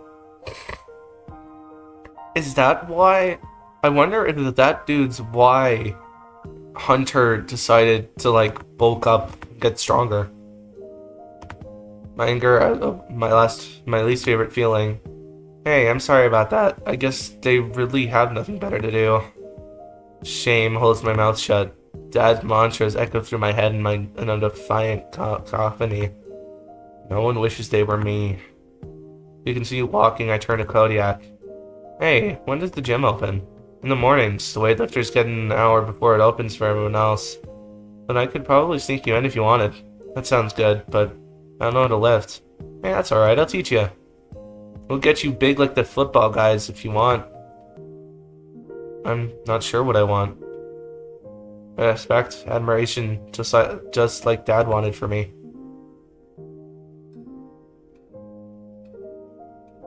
Okay, the clock ticking is a way of time passing. Next up, we have the ranked competitor in our college division. Positioned to finish #1 this season with a good showing today. Can he maintain his lead over the pack? There's a single competitor who doesn't envy him right now.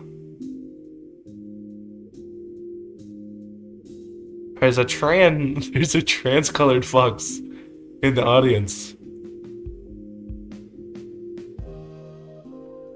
And there's an owl.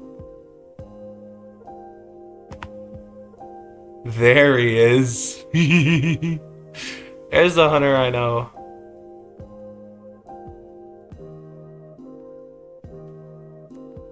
Okay, so we'll have a whole storytelling thing for each character when we go through all that stuff later in the progression. I take a deep breath in and start with my salute, holding my arms out in the air. I hear my teammates yelling my name from the stands, the eyes of the auditorium on me. Now people wish they were him. I just realized that. Also, he's fixed. If he was like how he was as a child, I would still say I could fix him. I'm mentally insane, can you tell?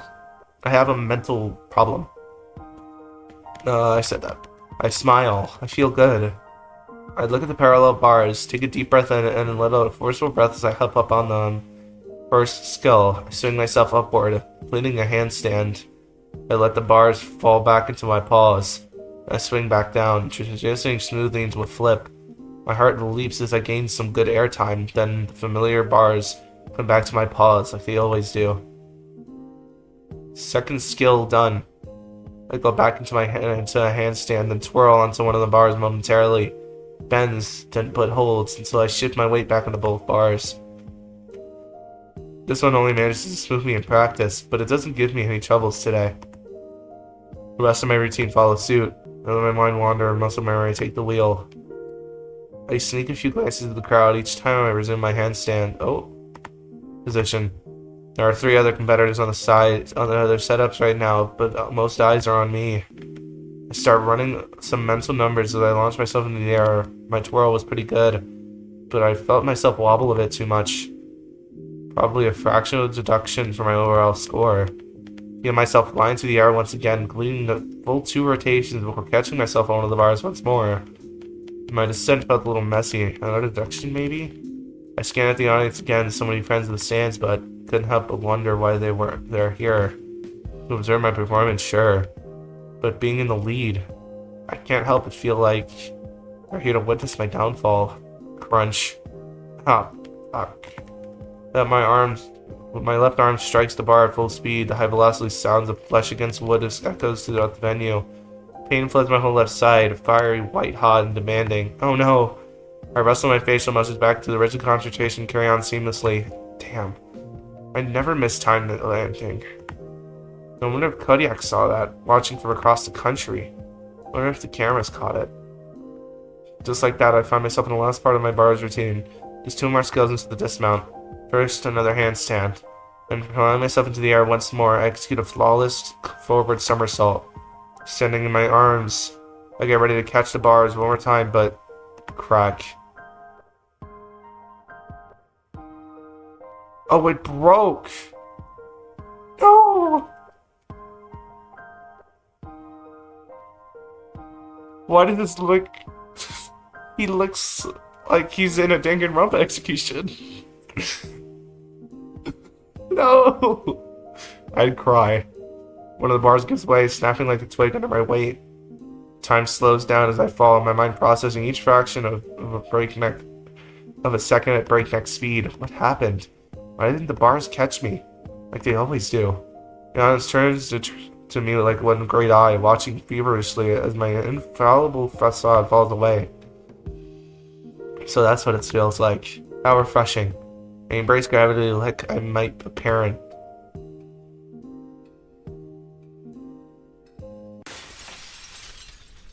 Shit. God damn it, tree. That scared me.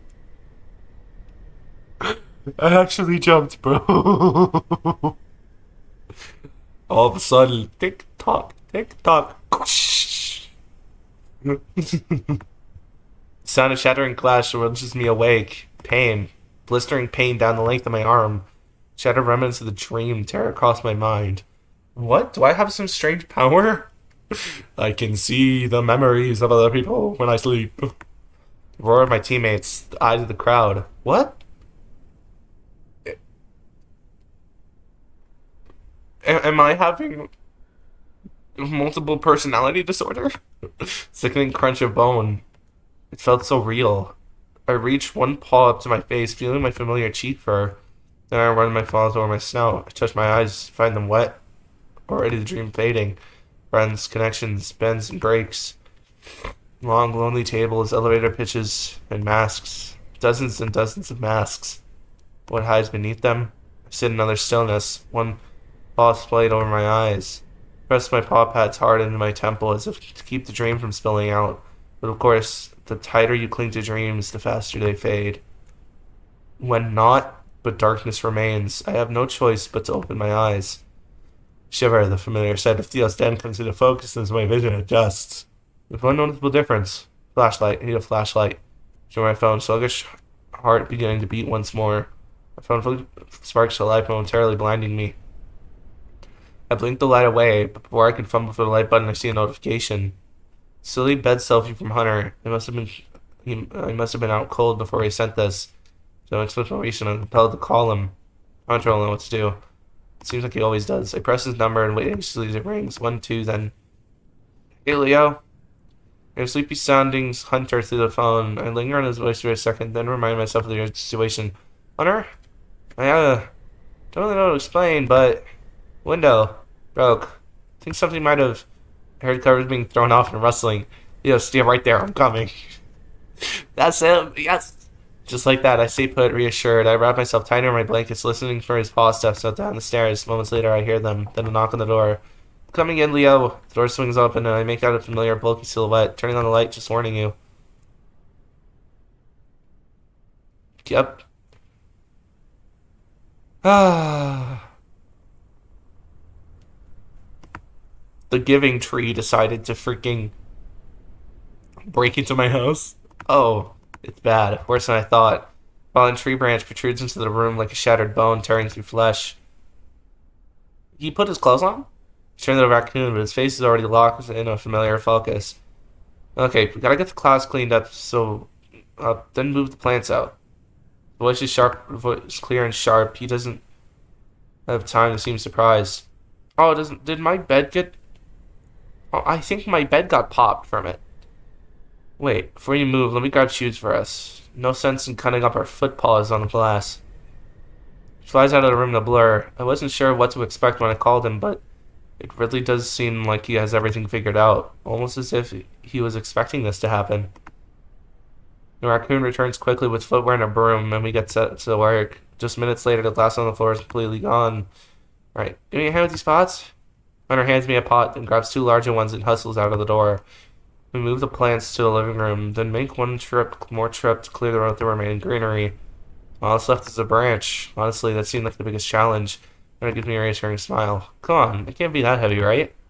With his strength, I'm inclined to agree with him. Hunter takes a knee near the window, positioning himself under the branch. Take my place next to him, wrapping my paws around the rough bark. Chalk-stained hands gripping familiar wooden bars. Alright, here we go. 1, 2. We both lift. The branch starts to move, but... Ah! Crap. Can we put it back down? Oh no, what happened?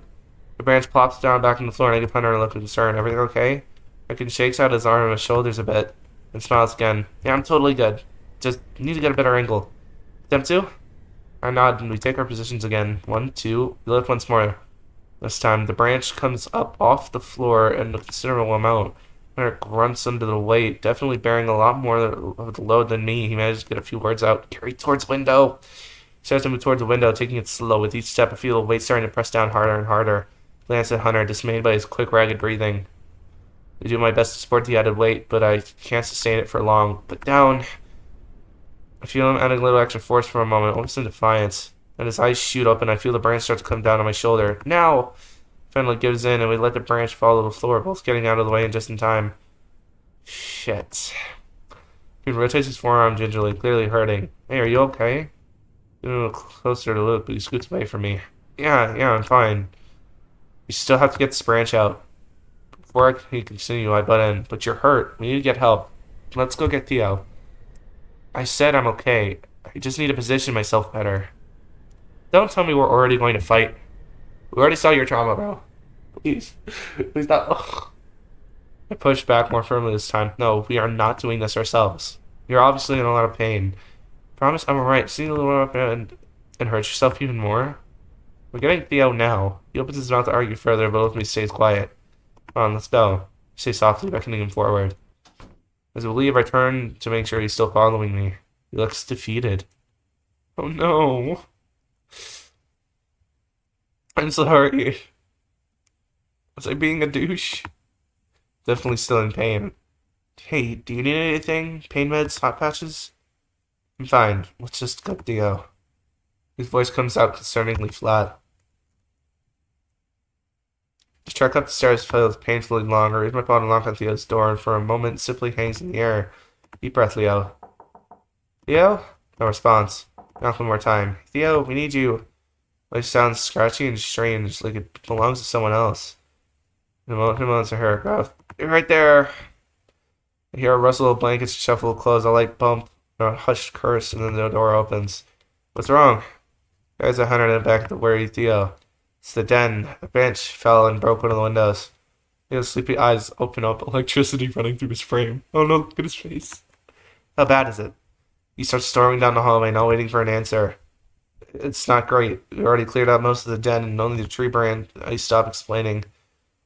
Just trying to keep up with the fox, Hunter trailing lamely behind us both. It's so sad. Theo stops only a moment to notice the plants neatly stacked in the couches before he continues to the den. I can feel the cold seeping into the hallway as we approach the door. He throws it open and storms inside. Theo's eyes follow the gnarled fork of the intruding branch up to its shattered base. He winces with pain as if it pierced him instead. We got rid of the broken glass on the floor and moved all the plants out. Just the branches left. To me, I still see glass and the plants, but whatever you say, just the branch, he repeats hollowly. He fixes us with a wild gaze, already moving back out the door.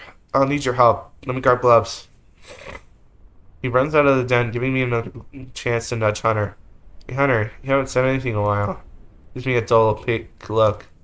I'm just tired. Suppose I'll give it a rest for now. He's not offering anything else at the moment. Theo re-enters the room with gloves on and thrusts 2 more pairs into my arms.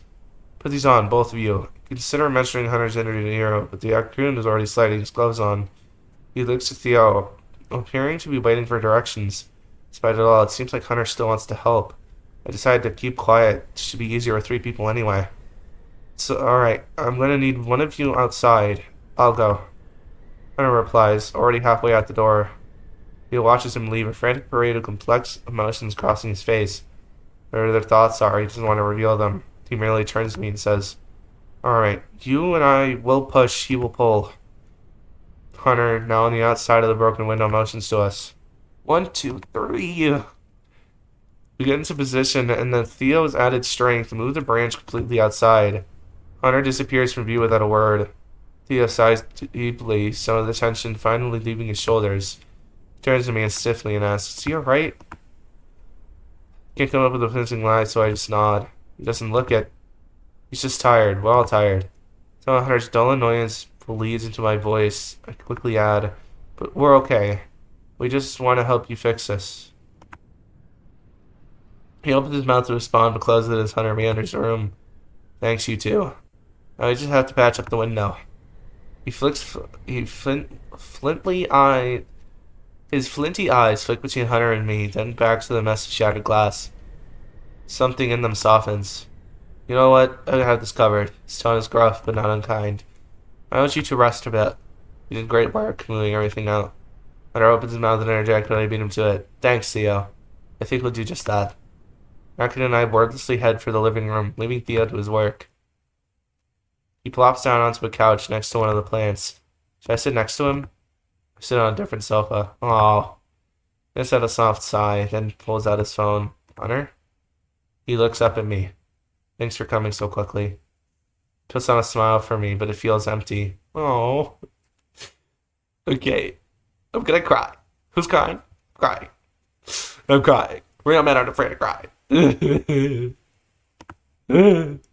worry about it.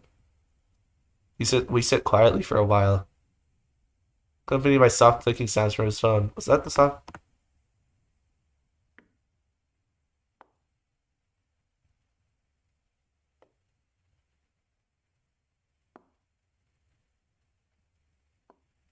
Oh.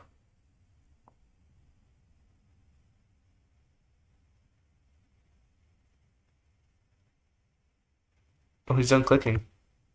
I recognize the sounds from the other day from his chess app. Pull my own phone out, my exhaustion slowly catching up to me. Bits and pieces of my dream return to me as we sit. It doesn't feel right to broach the topic now, though. Some mindless scrolling later, I glance back up at him. He's still clicking away at his chess game, his injured arm resting on the other as he plays. See an opening for some kind of conversation. "Hey, I think I saw some pain meds in the kitchen yesterday. Do you?" In phrasing the question, then adjust. "Let me grab some for you." Hunter puts his phone down. "That sounds good." This time, I don't get a smile, but I can see some of his familiar warmth in his eyes. A little sign of gratitude. A thank you without all the words. Without all the words? It's 2 words. Hold on 1 second. I need to blow my nose. Okay, it didn't pause. Why doesn't my recording pause when I need it to? And we're back. I excuse myself to the kitchen. The little stove clock reads 6:15. It feels like I've been up for hours. I can make it the beginning of sunrise at the kitchen window. Zone up for a moment, entranced by the gentle light. Then some faint chest clicking from the living room reminds me of my task. Start to rifle through Theo's cabinets, looking for the meds. Moving with urgency. I don't feel like leaving Hunter alone, even for a short time. How long I find them and return to the living room. Hunter is still seated where I left him, though he's not on his phone anymore. I clear my throat to announce my presence. We're approaching him. "Here, it just says to take 2. I hand him a glass of water. "Thank you, Leo." Still no smile, but I'll take what I can get. As he takes the meds, I make myself as comfortable as I can on the couch next to him. "It still hurt a lot?" Before he answers, I gotta be honest. Please, no sugarcoating. That gets him thinking. He hesitates to answer for a minute, then he exhales. "Yes, it still does, but I think the medicine will help." I nod. My conversations with Hunter have never been this stable, but at least I'm getting him to talk. "Do you want to chat about anything?" "I'm okay, I think." "Can we just sit?" "Of course." He's definitely holding back. Maybe the living room is too open of a space for him to talk. Would you be more comfortable in your room?" He nods and gets up. "Are you opposed to having company?" I remind him again. "Honestly, you can tell me no." "I think I'd like that, yeah." Progress. At least he doesn't hate having me around right now. Forcing some energy into my voice, I get up and motion him forward. "Lead the way then." The chess room. Situate myself on the floor and he takes the bed. Almost immediately he's on his phone again. Chess sound effects playing aloud. I want so badly to ask him what's wrong, but it doesn't feel like the right time. More clicks fill the otherwise silent room. Different sound effect plays. Did you win? No, that was a check. What? It's when your opponent's king is in danger. It's when you put your opponent's king in danger. Is that good for you? It depends. Sometimes you do it to win. That's called a checkmate. He makes another move on his phone. Other times you do it out of desperation when your king is exposed. Usually draws dangerous pieces away from your own king and keeps him safe temporarily. See an opportunity for some conversation. And the king is the most important piece? Important is one way to describe him. Sits up in bed, still concentrating on the game. The liability to his army. Once he's cornered, the game is over. Yet they still do everything they can to protect him. Bosses. Well, I guess they don't have a choice. The king gets to control what happens to them. Despite all that, you realize just how vulnerable he is even after your few games. Your first few games. I get the feeling he isn't just talking about chess. Different sound plays. And that's checkmate. For you? He nods and puts the phone down. And he did that. How do you play? Um, the voice cracks. They're going to make me crash out. Swear to God.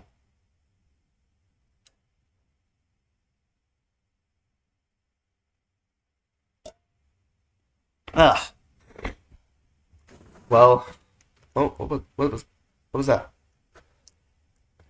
Oh, game revolves around keeping your king safe and making threats against the other player's king. Like I said, the first person to corner the other's king with no recourse wins. See a small spark in his eyes for the first time today.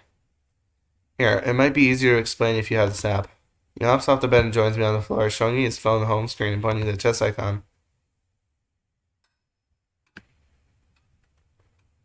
No, not the clock again. I have trauma from the clock. Last time the tick tock, a branch went through my window and I got jump scared. Then in this situation, you can't move your knight. It's stuck defending your king, and moving it would put your king in danger. So it isn't allowed. That's called a pin. Your pieces are restricted because moving them would expose your king to danger. You're not allowed to move your king into danger or check. And when your opponent uses a piece to put you into check, king needs to move away or command a piece to shield himself from the attack. I blink, try to wrap my head around it all. I'm happy to see Hunter perk up a little, but I wasn't prepared for a 3-hour-long chess masterclass. It's been 3 hours. He's a yapper. He's just like me, for real. Okay, so what are my options now? Well, your knight and king are stuck where they are, but you can move elsewhere on the board. Refocus your efforts. Or I can respond. I feel a yawn coming on. Hunter lets one out too. Ugh. My bad. But it might be easier if we just play a game. We've been talking about we've just been talking about strategy and theory, but playing the game is the best way to learn. Here, I'll send you a challenge request on the app. Get a notification from the app. Its profile features a silly picture of him dressed up in some costume. As I accept a request and the game begins, I remember the notification from him that I woke up to. Oh, by the way, I thought the pic you sent last night was cute. Oh, that? I figured you'd like it. Yay! I swear, I see his cheeks glow a little, but he buries himself in his phone before I get to look properly. You're playing as white, so you get the first move, okay? Wait, I forgot that white gets the first move. That's a little bit racy. But trying to remember what Hunter just taught me about opening a chess game, I move one of my pawns to the center of the chessboard. He grins a little. Seems like I wasn't a terrible teacher after all. No, you weren't. Although, it's only been one move. I wince as I say that. Hunter doesn't need a reminder right now. Let's see. He makes his first move, challenging my pawn. I instinctively take his pawn off the board with mine and immediately responds by moving a larger piece across the board. That's the bishop. Diagonal moves only? He nods. Very good. Okay, what's my next move? I remember saying that moving the horse-shaped pieces early in the game is a good strategy. Picking my king is good too. Given those facts, I make my move. Makes another move pretty quickly, bringing out another important piece. And this piece? You think hard. Queen. That one can move in any direction, right? He nods happily. Think carefully about my next move. Maybe another horse move? I could even make a threat against his queen with that idea. Content with my thought process, I make my move. And with a confident tap, he catapults his queen straight into my king. My phone buzzes and a "you lose" screen appears. He cooked me that fast. Oh, what? That wasn't even 5 moves. And you only took a play a pawn. How was that from then? Oh, you see... After a quick explanation, I realized that the chat app was, in fact, not lying to me about Hunter being the victor. I couldn't begin discussing what happened in the game and the moves he would have made in my place. And just because you can take a piece doesn't mean you should, especially if there's a piece guarding it. It's ready to take revenge. I get it, I think. Truthfully, all I got was that chess was far too complex for a game for me. Me too, twin. I agree. Anyway, we can play more over the next few days. Yeah, it sounds like fun. I paused to an annoying passerby. It might seem like Hunter was back to normal, whatever that meant. Hunter grins and hops back onto his bed. That's laying there now. So, what got you into this game anyway? It seems like you know so much about it. Nothing in particular. I just think it's neat, well, fun to play. You said you're on the college team, right? Did you start playing then? He hesitates. No, actually. I started when I was a kid. I can tell he's less than enthused about telling the story. Hey, sorry, we don't have to talk about it. No, it's okay. My parents got me into chess when I was really little. Played it for a while, but managed to weasel out of it after middle school. Chuck was dryly, words different from his usual laugh. World's different. Game room was probably my least favorite room in the house. We didn't have any fun game consoles. We didn't even have a TV. So it was just a chessboard in the room? Well, that and a few board games. Only the intellectual stuff. Oh, so there was no Cult of the Lamb board game. Dang it. Parents are evil. Those 64 squares felt suffocating sometimes. Did they make you play the game against your will? No, it wasn't that. They just had me play against people who were much, much better than me. Watching the inevitable advance of your opponent towards your king it's one of the worst feelings. You throw all your pieces in front of them, but one by one they all fall. There's no way to exact control over a chess game against a master. The atmosphere feels eerily similar to the couch a few hours ago. I see. I'm glad that's something you enjoy now, though. Yeah. Took a much needed break from chess in high school and got back into it in college. Teammates are much friendlier to challenge, and I feel like I'm actually learning from them, rather than just being beaten into the ground. I have so many questions about his parents' childhood. Moments of my dream come back to me, and it takes very bit of restraint not to ask how accurate it was to his real life. Raccoon lets out a sigh. I'm sorry, Leo. My ears perk up. Oh, hey, no need to apologize. I should, though. I've been a drag the whole morning, I know. It's just... I don't want to get into it right now. But I appreciate you. Of course, Hunter, don't mention it. For some reason, it feels like I'm talking to the real Hunter. Not that I thought his jolly nature or energy was disingenuous, of course. Being here with him, I can't help but think that those parts of his personality show so little of who he is. His worries, anxieties, his upbringing. What hides behind the mask. Spread out on the floor, making myself more comfortable. Look at the raccoon, but he seems to be preoccupied in another chess game. Hey, Hunter? Yeah? Win it for both of us. That earns me a gentle, teasing smile. You bet I will. I rest my head on my arms, my lack of sleep really catching up to me. And I'm snoring. I'm having a chess dream already. What are we doing? This is like some kind of show, bro. This is like some kind of show. What are we doing? My shallow slumber is filled with visions of chess pieces gliding across the board. What the? Is that me? What is happening? Hunter, the king, stands opposite of my own king. Who is that? Wait. I blink and find myself in the king's square. Oh no, that's Hunter. Wait. His army starts to part around him, exposing him as he sits on his throne. My own pieces begin to moving out of my way, opening a single file leading me directly to Hunter. Reached out one paw to the king, his brow furrowing deep in thought, head resting on a paw. He looks up at me and we make eye contact. In between us, no chess pieces, no walls. He looks surprised. As quickly as our eyes meet, his pieces recoil, moving and obstructing my view of the raccoon. His queen, his rooks, and they all gather in front of him, guarding their leader at his command. What is happening? We are having some strange dreams. Leo, do you have like supernatural abilities or something? Is there something I should know? And soon, only the lonely crown all around one of his ears is visible behind his army. Hunter, you don't need to hide from me.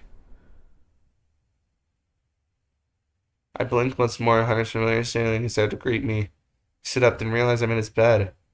Shit, I didn't ask. He put me on the bed. I start to throw his comforter off, but I stop myself. Wait, I fell asleep on the floor. He must have tucked me to his bed after I passed out. I exhale and lay on the mattress. I give him his room a once over. Everything seems to be where it belongs, but Hunter isn't anywhere in sight. I let myself sit for a bit longer, then begrudgingly get up. Hunter seemed okay earlier, but I still want to check up on him. There he is. Sitting the stairs, I spot Hunter and Ollie on the couch. They approach the two of them. The raccoon notices me immediately and perks up. Hey, hey, look who it is. His voice comes out the most energetic it's been all day. Ollie turns and waves. Hey, Leo. You're just in time. We're about to grab a bite to eat. Artemis threw a quick pasta dish together. The three of us, admittedly an odd bunch, serve ourselves and quickly settle in at the dining table. Stomach reminds me that I haven't eaten all day and I immediately start wolfing down the food. So, where's Artie? He's out with Theo, grabbing some wooden boards to fix up the den window.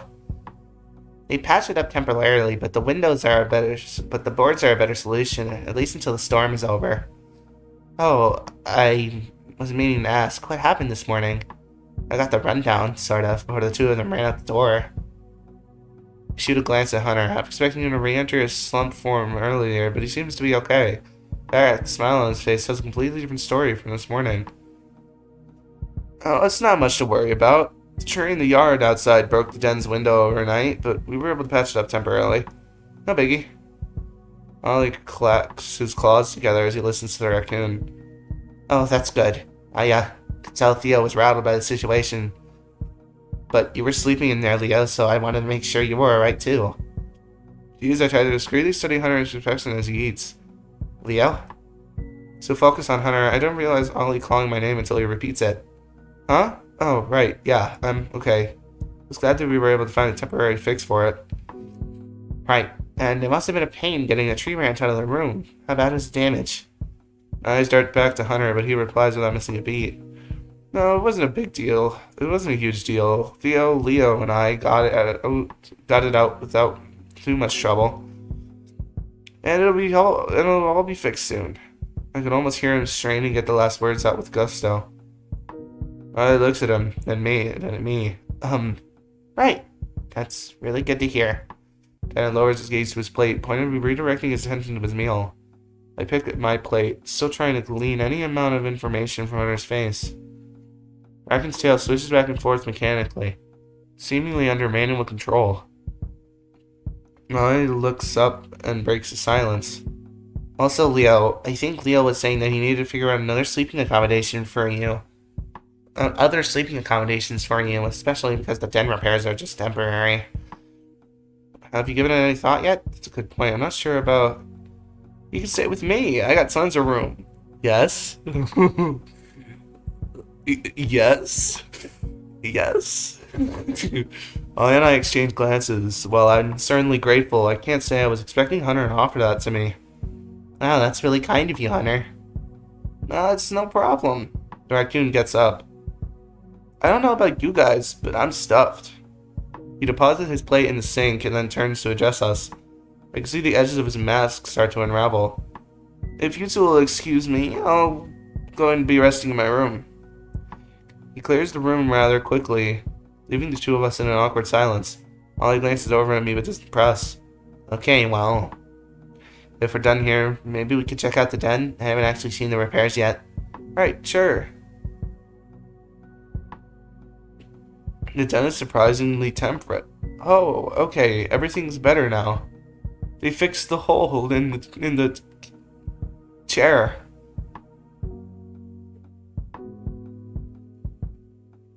Not suitable for sleep, but not as teeth chattering as it was this morning. The window appears to be well patched, with layers of curtains, plastic, trash bags, and duct tape.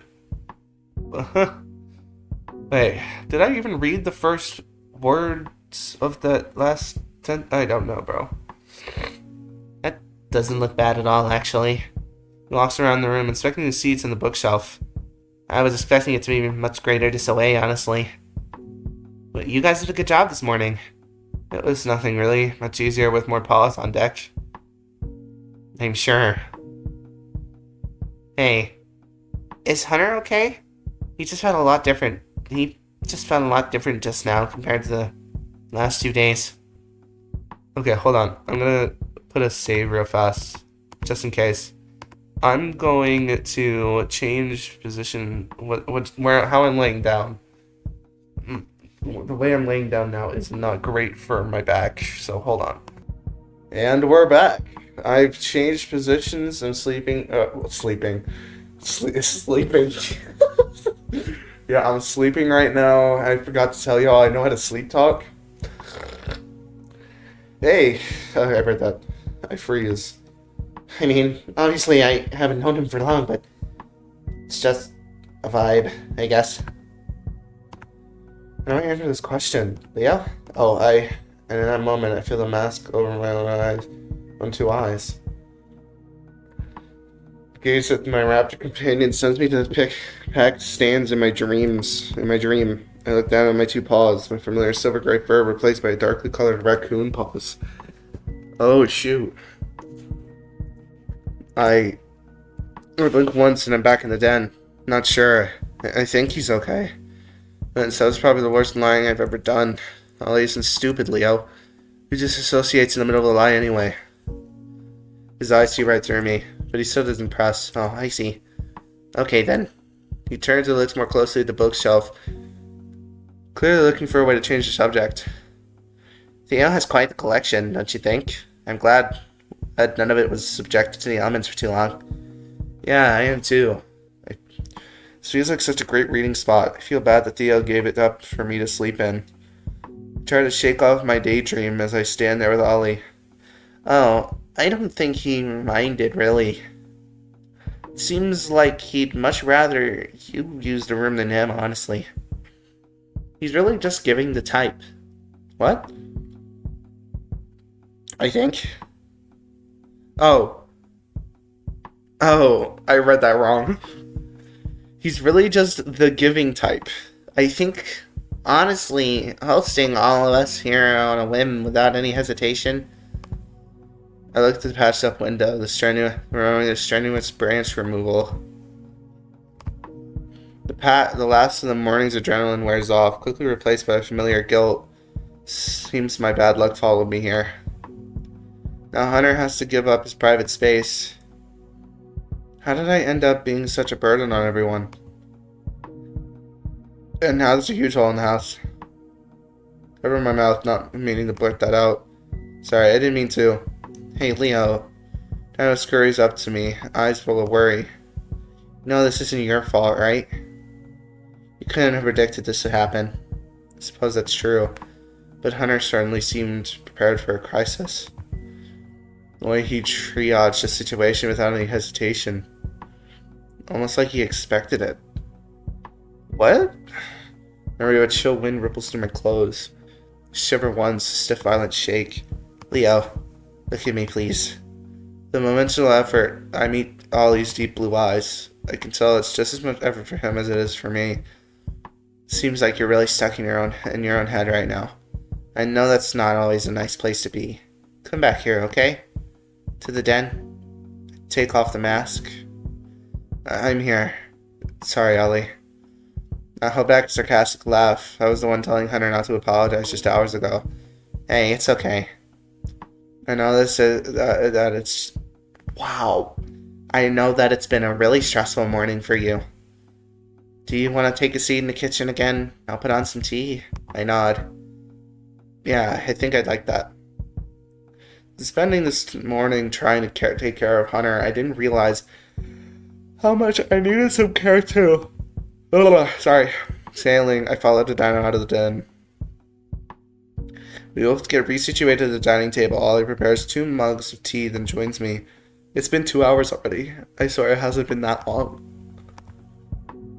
We don't have to talk or anything, by the way. I'm content just sitting here with you. No, it's okay. I'm sorry for being weird earlier. Ollie shrugs. I'm always weird. I don't mind if you are too. Take a sip from my mug, letting the warm drink calm me a little.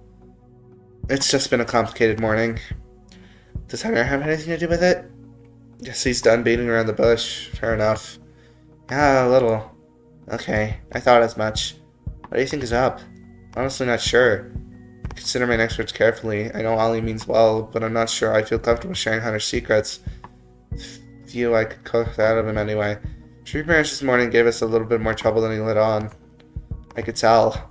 I let out a sigh. He injured himself a little trying to get the branch out. Just the 2 of us. But I don't think that's the problem.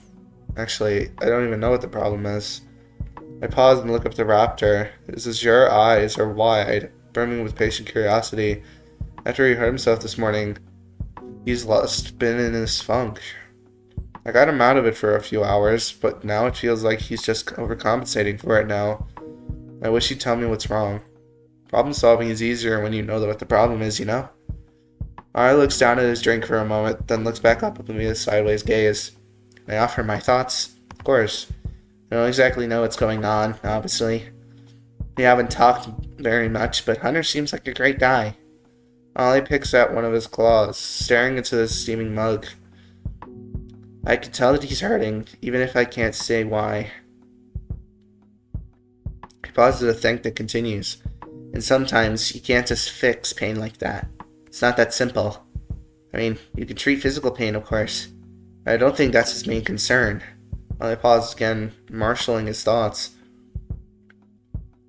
I would just take it slow with him, especially when you don't know all the details. It seems like he trusts you, so... He'll tell you where it hurts when the time is right. Just don't be afraid of silence. Sometimes, it's okay to let a conversation breathe, if that makes sense. Truthfully, I didn't have heart-to-heart with Ollie on my bingo card when I first met him. Yeah, he's chill. I like him. He's much better than Emo Mordecai over in the corner. Yeah, it does. Thank you, Ollie. You're incredibly perceptive, by the way. I'm not great at hiding how I'm feeling, but it seems like you clocked Hunter before I did. Oh. Dino goes red. It's just easy for me to tune in on to others emotionally. I've always got my finger on the pulse of a room, just, out of habit. I hope that isn't creepy or anything. I give him a smile. No, it isn't. I really appreciate it, seriously.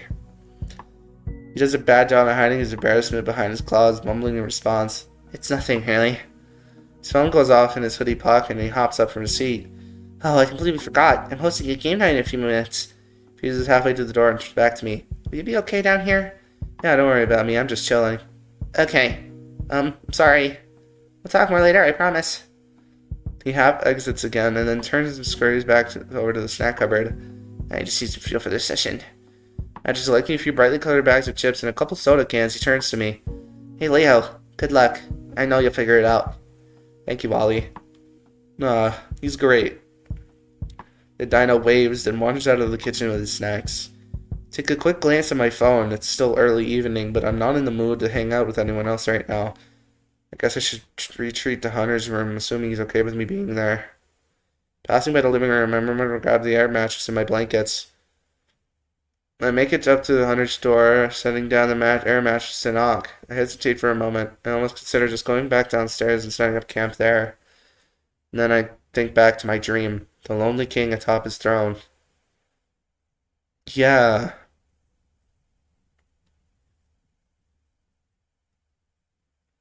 it's obvious that his parents, like, gave him some sort of complex. When he made eye contact, through his mix of emotions, I could sense the semblance of hope. Behind his mask, I could see some belief that maybe he could learn to open up to someone else, and that he would try to understand. He would try to understand. Raise my paw to the door and give it a firm knock.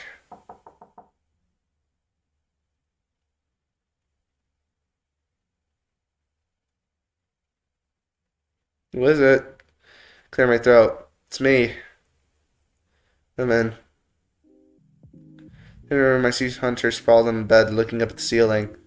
Hey, just wanted to check in. He nods wordlessly, still focused on the spinning ceiling fan. Are you holding up? I'm okay, I think.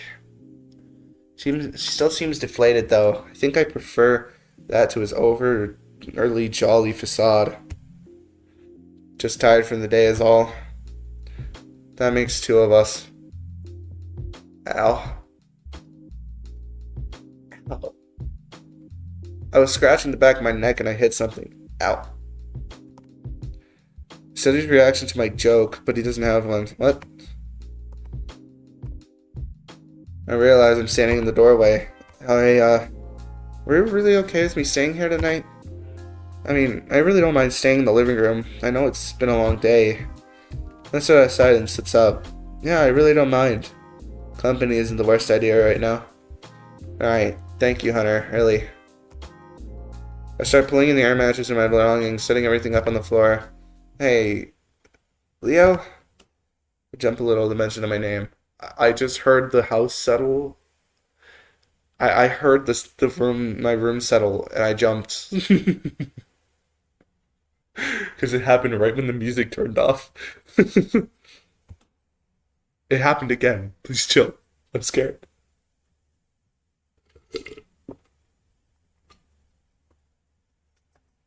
Remember to say hi to everybody. So, sorry again. Hey, there's no need to be sorry. Well, I did just ditch you and Ollie down there. We didn't think anything of it, I promise. I know, but I guess I just feel like sit on my air mattress as quietly as possible, waiting for Hunter to continue. I feel like I need to play things up around people, you know? I know it was weird of me to walk out on you guys like that, but I just couldn't keep it up. Energy, I mean. I love being the life of the party. I love bringing spirits to the room. But it's hard to do it all at the same time. I'm sure this is all true, but I can't help but feel there's more he's not telling me. And I feel like it's just become expected of me. Hunter is the fun, jolly dude. Always, no matter what. Conversation reaches a lull, and I ask my burning question. Hey, was any of this related to us moving the tree branch this morning? It's just everything seems fine when we were cleaning up the den. Once we got that branch, we couldn't get that branch out. Looks at me quietly. I can tell he's trying to formulate a response. I can sense him calculating behind the mask. His mask. Doesn't reply for a while. I almost cave, wanting to burst with apologies and call my inquiry off. Ollie's advice grounds me. Let the conversation breathe, Leo. Yeah, a little. I just... My arm doesn't hurt much anymore, but the pain this morning just sent me back to a bad place. He takes a deep breath. I'm past it now, but it still haunts me. I don't like it when his eyes don't have the shine in them. I'm back. I'm past it now, but it still haunts me. Can I tell you the full story another time? It takes every bit of restraint not to press him further. When it's time, I'll know. Of course. Thank you for trusting me. Feeling like you can let your guard down around me even a little. A small Hunter smile. That's not small. Somehow this one feels more genuine. Hey, I know you were a good dude when we met, and Rafi's giving you a glowing recommendation, so there's no need to thank me. Room goes quiet once more. The air isn't as stiff as before. Is there anything I can do for you right now? Anything at all? I could really use a hug. Bet. I take that as my cue to get up, opening my arms for him. Come here, Hunter. Gets off the bed, shuffling over to me with slow, cautious steps. He leans in for a hug. For a second, I get a good close-up look at his golden eyes. He shine back at me with the beginnings of tears, filled with vulnerable hope. Peak. That's thumbnail right there. I'm not gonna get the full scene in there. Oh my god. I probably should get the full scene, huh? Chat, is this Riz?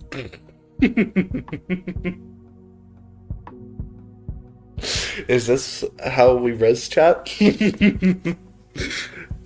Chat? Don't unsubscribe. I wrap my arms around him tightly, rubbing my head against his shoulder. I run my paws up and down his back. Though we didn't exchange words, I could think of my. I didn't think my message could be any clearer. You were safe here with me, Hunter. We stand there for an eternity in each other's presence, and I feel him slowly leave our embrace. He sniffles a little, wiping his nose with his paw. Then he sits back down on his bed, patting the spot next to him. Join me? Anytime. We sit, and he leans his head on my shoulder. Yay! It's some kind of citrus today. Oranges? I giggle and chuckle. The vibrations of his laugh through my shoulder are comforting. Spot on. Told you I'd change it up for you.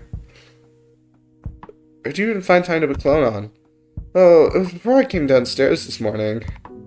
Amidst the chaos and the exhaustion, he kept his promise to me. And it'll be something different tomorrow? That's the plan. You just walk around like with a million different cologne scents in your luggage. They're small bottles, cute travel kit if you will. You gotta show me sometime. I will. I'm also in serious need of sleep. Gives me a gentle cheek nuzzle, then lays down. Feel you there. Start to get off his bed, but I'm interrupted. Hey, don't be silly. This mattress is much comfier than the air mattress. Yes! Yes! Yes!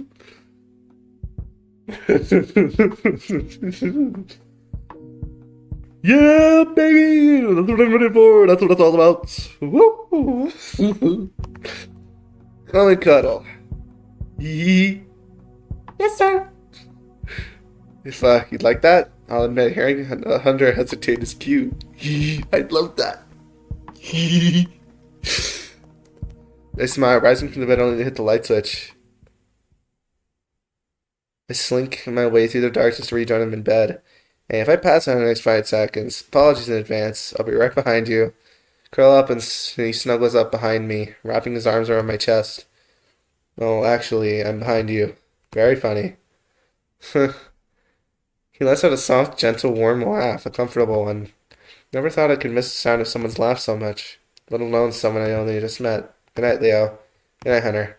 Excuses me gently, and I'm surrounded by the sound of his oranges once again. Before long, I can hear him snoring quietly. And true to my word, I'm right behind him as we drift off together. Is it another dream? What are we gonna see this time? Ah, good evening, sir. We've been expecting you. A British person. A gentle professional welcome, a mechanical click, and the soft turn of a handle. The door swings open in front of me. Golden lamp light pours out from within, granting shape and color to the endless void, and to me as well. Its stifling golden warmth. See a strange premonition of tragedy. Come now, don't dawdle. You've been so eager to see what's inside, the door is open for you. You step across the threshold. Butlers.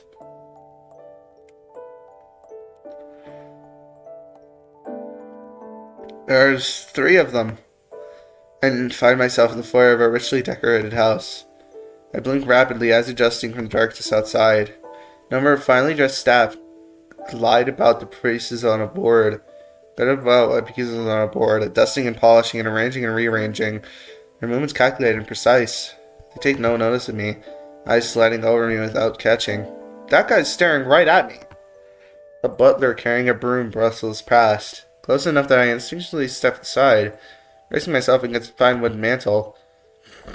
Fireplace, framed by panels of dark brown oak with blinding gold tinted metalwork ornamenting the cold, minty hearth. Feeling a distant chill, I cast my gaze elsewhere to the nearby dining room. I wander to the head of the table and look over its expanse, marking the rich mahogany service, freshly polished, the burnished silver candelabra, and the plush, neatly arranged chairs, all tucked cozily against the wood, except one. Chair on the opposite head sits farther back from the others, looking expectantly back at me, waiting. Well, it seems to ask, aren't you going to have a seat? Main course is about to be served. I cross the room and sink into the chair's embrace, and now it is my turn to wait. Very good of you to join us today. The voice from behind startles me. Spin around, but no one is there. What the... It is a dream. I turn back, silver dome rests on the table directly in front of me. For you, sir. The voice echoes once more from nowhere, the primely suited staff now gone without a trace. I lift the dome to reveal a book. For Hunter, the cover reads, in perfect cursive. I can't resist. When it was placed here just for me, I opened the diary to the first page. We're reading his diary? Leo? Question mark?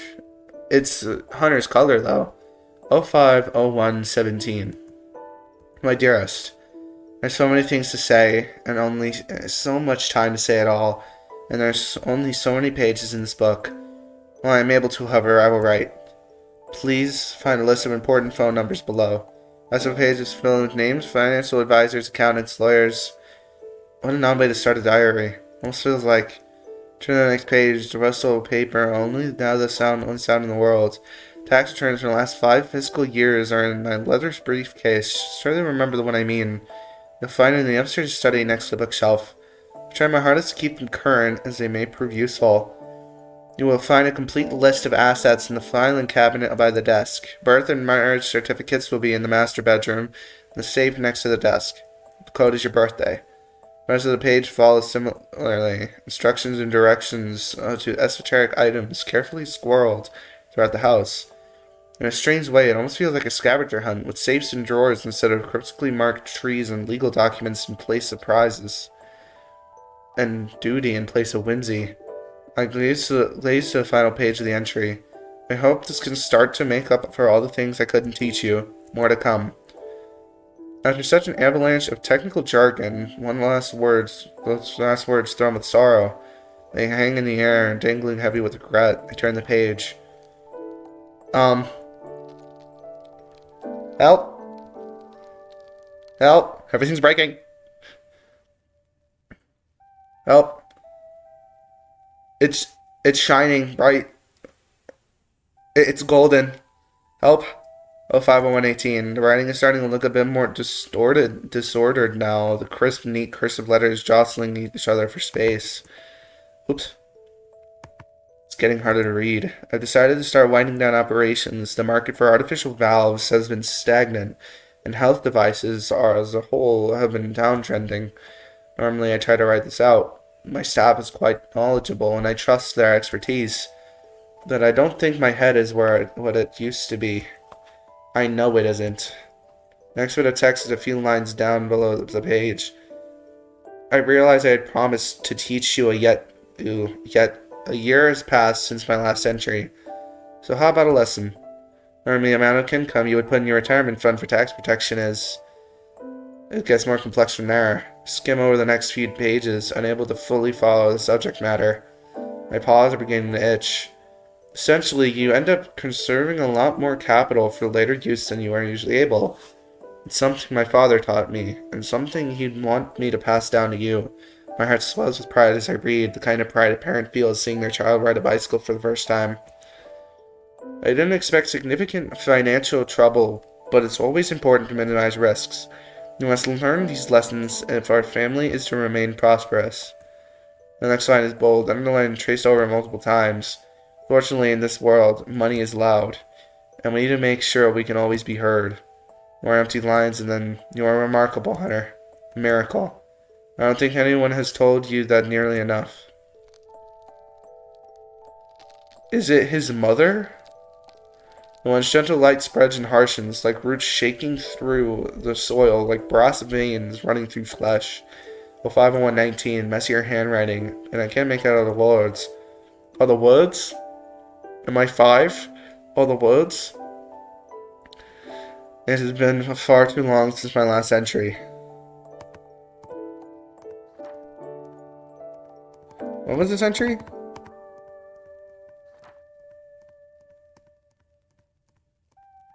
When was the last entry? Oh, 50118. Um,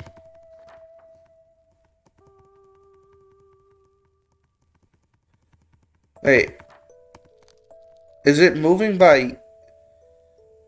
What is it year, month, day? Or is it day, month, year? Who was writing this to where they only write once a year? Miss your handwriting? Okay. It's not too long since it's graduation season as I write this. I see balloon and flower vendors on every street corner. Try to believe you'll be going away so soon. And even harder to believe that you won't be studying business. Jokes aside, I'm proud of you. I want to put this in writing while the thought still sticks to my head. A few lines of space. I hope you don't resent us for raising you like we did. We were always so busy and so focused on work, and yet you're turning out to be a fine young man nonetheless. I will miss you, Hunter. I blink away a tear, brilliant flashes of color blurring and flowering through my misty eyes. Ah! What happened to my hands? When did it get so bright? Oh, 5-2. Entries continue to get shorter. It feels like I'm running out of time. I have to keep reminding myself of how long it's been since I last saw you. I keep expecting to see you around the corner. I keep thinking I hear your voice. I have to keep reminding myself.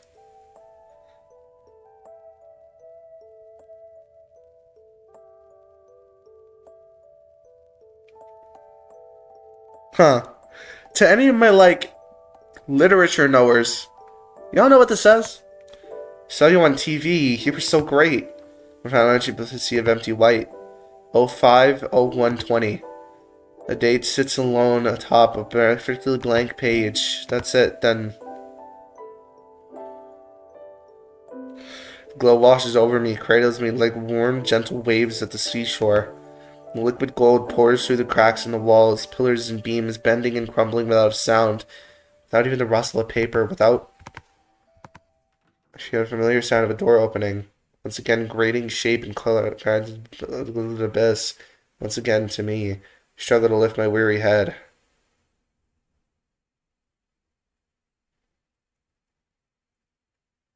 Oh no. I don't like injured Hunter. I don't like it. I know your face. My milky eyes clear. The floor recedes for just a precious moment longer. Dad? My little miracle. What the hell?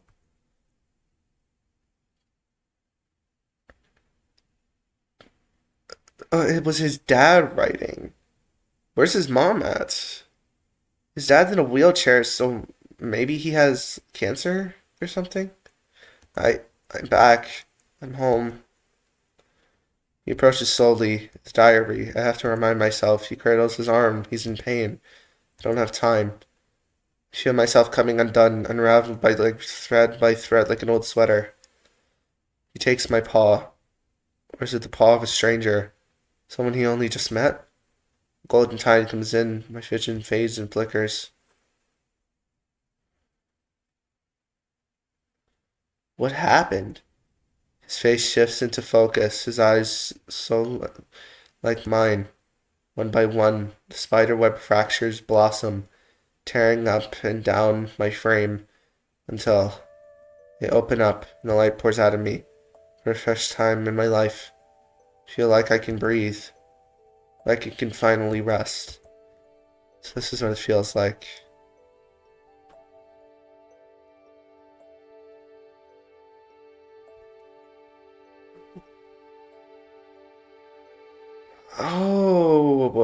That was good art. How refreshing.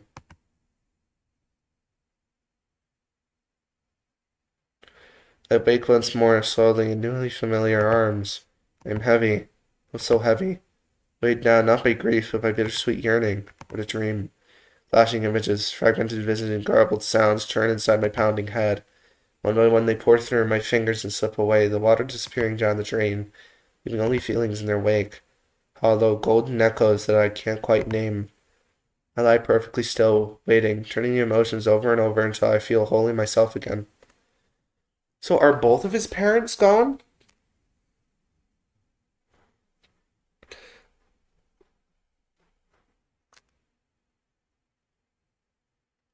I think his dad might have died of cancer. That seemed symbolic of cancer some way. I don't know. I'm dumb. I don't know about his mom.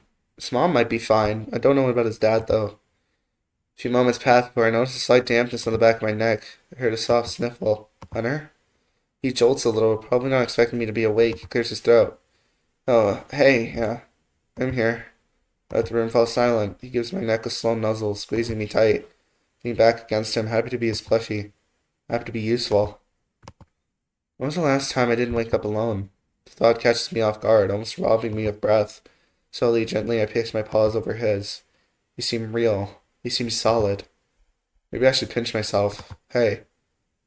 Hunter's husky voice interrupts me before I can act on the absurd thought. I can't really fall back asleep. Want to get up? Not really, but yeah, I'd like that. He releases me from his embrace and pulls away, the bed creaking slightly. I hear a soft, more quiet sniffles and a measured, steady breath. Flips on the light. Ugh. It's been 2.5 hours. Morning, Leo. There it is, his brave, perfect smile. The difference is like night and day. Morning, Hunter. Good even morning, what time is it? Akin glances down at his phone. 5 a.m. It's early morning, I guess. My cat's at my door. Hold on. I'm back with my cat, who is currently rubbing his head on my laptop screen.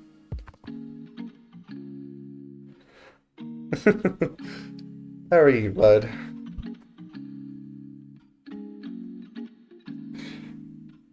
You find your favorite spot?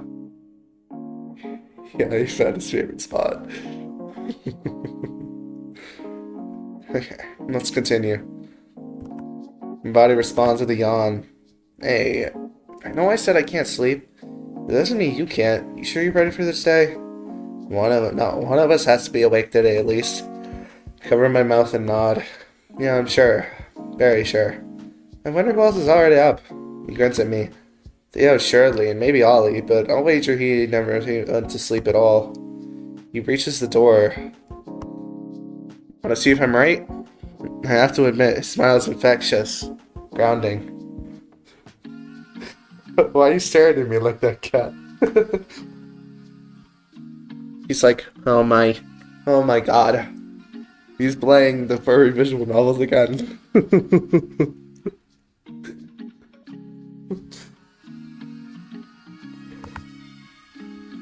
You first.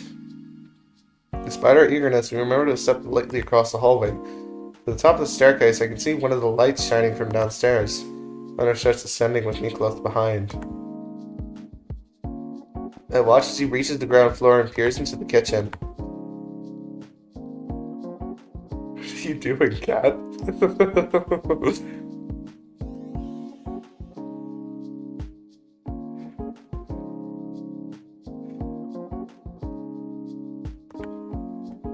Turns back and pumps his fist in the air theatrically. Guess Theo is up. We walk in together and Theo is sitting in his usual spot. Fox is tapping aggressively on his phone, eyebrows furrowed, a full mug getting cold in front of him. Hunter opens his mouth, but Theo beats him to it, flicking his eyes up to meet both of us in a brief hello before falling back to his phone screen. That's not like him. Hunter and I exchange looks, confused and a little worried. I nod my head to the coffee machine and he nods back, walking over to make a pot while I sit and try to assess the situation. Morning, Theo. Everything alright? Mm. Now there's another mutual look between Hunter and I, but he returns to his usual coffee quest after a moment.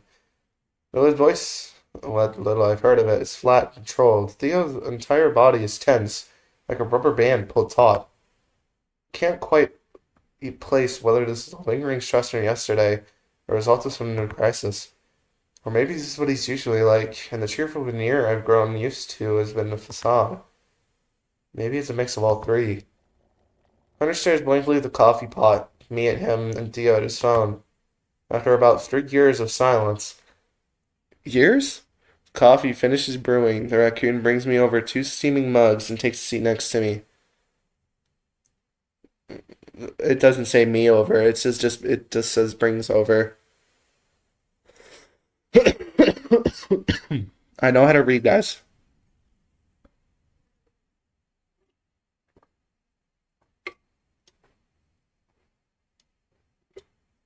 I know how to read. My voice doesn't know how to read.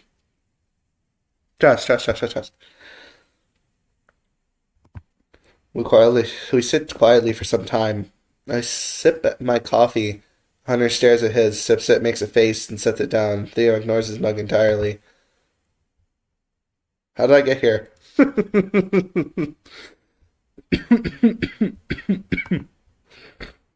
Yes. Let's check the gallery. Where are we at? Wow, we're missing. Oh, we're nearly at the end? Oh no. I finished it in two videos. And, well, after this, I'm going through to the rest of the choices that I missed and doing all of those. Sipping my coffee, Hunter stares at his, sips it, makes a face. I read that already. I can see Hunter open his mouth again, looking determined to break the silence, but Theo beats him to it once more. His voice hard and flinty. Why do I keep getting here? Because I'm right click. Fun fact, if you right click, it brings you to the save page. I thought it was doing that automatically. I am not even gonna lie. Diana, the old ew in number 27, still in her apartment. She hasn't had power for days. Oh. The table falls silent again, save for Theo's frenzied tapping. Are you talking to her now? No. If she even has a cell phone, it would be dead by now. Talking to the frickin' Robinsons in number 30. The venom in his voice is surprising. My eyes flit to Hunter's, and I can see them react, though he keeps from physically flinching. Are they across the street from her? Yes. Then a long moment of silence. Theo breaks it by setting his phone firmly down on the table face down. He looks right into my eyes, and suddenly I see the barely contained fury, the panic, seemingly mere moments from breaking loose. Oh no. I'm afraid. He won't agree to let her stay with them. The woman is almost 90 years old. Damn!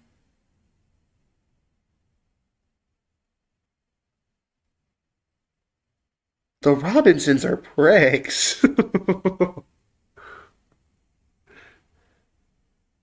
me pet you, cat. Or I'm sending you to the Robinsons. She is tiny and rail thin. If she stays in that house much longer, it's going to kill her. I can tell Hunter and I both feel flattened by his anger, though it isn't directed at either of us. I can puff his chest out a little bit for speaking. Maybe we could go over and check on her, see if she's okay? She's not. I went over there earlier today and banged on the door and all the windows until she answered. She said she wasn't leaving the house until she knew she had somewhere else to go. That's enough to quiet me, but Hunter doesn't seem ready to see just yet.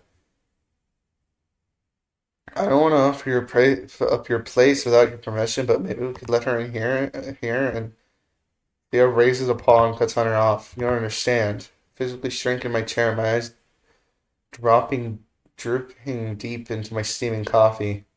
Look at his eyes. Theo, please. Even on our best day, I'm not sure we could get her up the street. Not even with this much snow. Oh,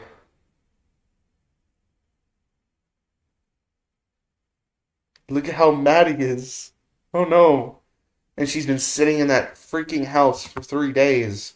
Promises across the dang street. Given her condition, it would be a mere.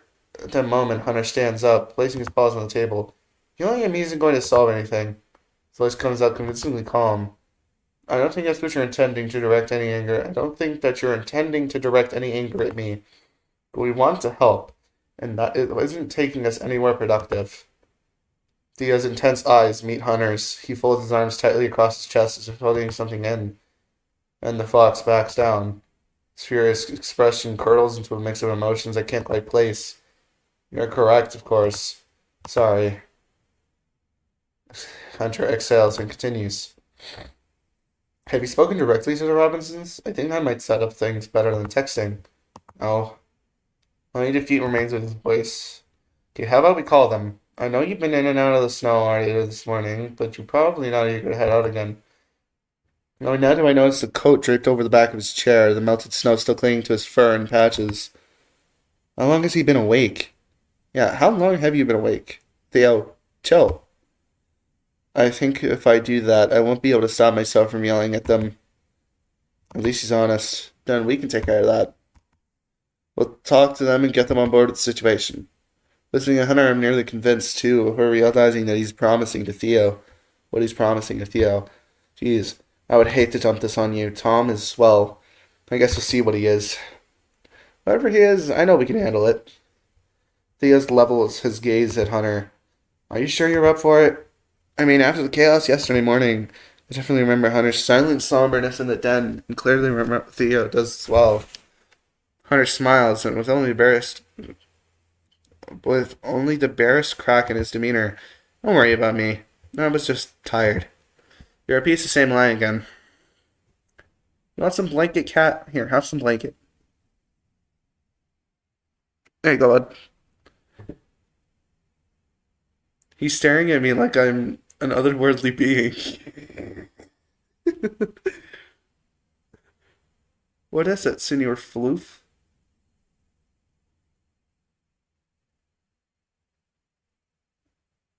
He's just staring at me. But, you make a good point there. You took care of the situation yesterday by yourself. How about you let us return the favor? It takes more than a minute before Theo nods quietly, sliding his phone across the table to us, touching it gingerly as if he were a remotely dangerous animal. Get some rest, Theo. We'll keep you updated. The fox gets up and slowly winces, as if remembering that he exerted himself this morning already. Puts his mug in the sink, stopping it in the door frame before leaving the room. The code is 061710.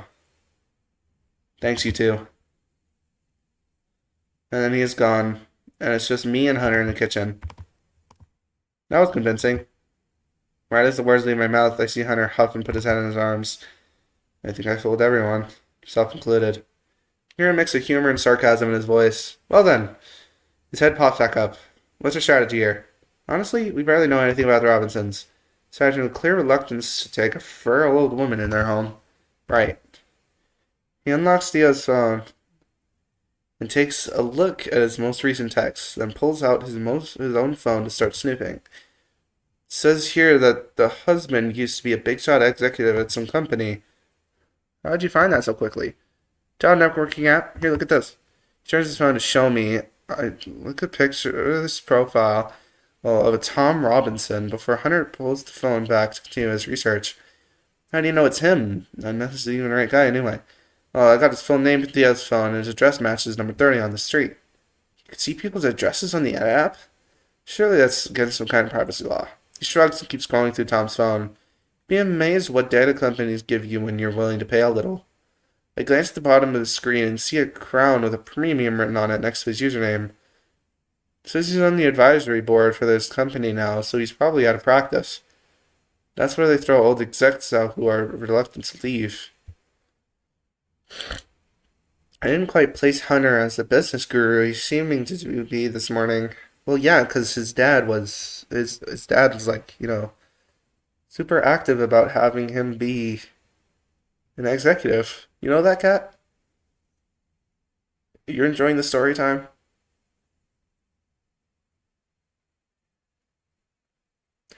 He's glaring at me. He seems to be this morning. Oops, I read that already. He scrolls through the app with the same simple-minded focus he displayed while playing chess. Anyway, I think we should call for sure. Clearly, texting has gotten us nowhere. Sounds reasonable. Do you want to drive? Sure. I nodded, relieved. I don't know what the hell I would say to this guy. F you, I guess. I can tap Dio's phone a few times, quickly bringing up a phone number. He closes his eyes and puts his snout in his paws for a second. Another mask slips on. Then he shakes his head as if to clear it. Pressing the call icon, putting the phone on speaker. It rings 4 or 5 times before someone finally answers. Yes? Gruff male voice, halfway to anger already. Good morning. Is this Mr. Robinson? Yes, this is he. Great. It's a pleasure to get this speaking opportunity with you. Atkin's voice comes out rehearsed, precise, and mind-numbingly corporate. Since when can Hunter talk like this? It's a far, far cry from his usual relaxed, loping cadence. Hunter pauses for a quick beat that continues. It is likely apparent that I am not Theo. I am calling on his behalf about a matter you two have been discussing. Robinson clears his throat, then fires back with a voice every bit as stiff and corporate as Hunter's. That was... What was that part about being out of practice? Yes, that is correct. With whom am I speaking? My name is Hunter. Pleasure to meet you, even if it's just over the phone. Apologies for the early call, but I am currently working with Theo to ensure the safety of our neighbors. A bit of a stretch, given that Theo is literally housing us all. To my understanding, there has been some correspondence recently regarding the elderly woman staying in apartment 27. Yes, it is also correct. I said a practiced chuckle. Correspondence is a little generous, though it was more similar to soliciting than anything else. I had never received so many texts over in the morning. What a douche. The fall polite exchange is starting to tick me off, though I remain politely silent. Hunter seems to have this covered. Like this is just another day for him. He ignores Tom's jab and continues laser focused. Great to hear that you're all caught up. Though I prefer to confirm the details with you personally, if you have a minute. I'm sure you understand. You please go ahead. Feel like I'm listening to an executive board room.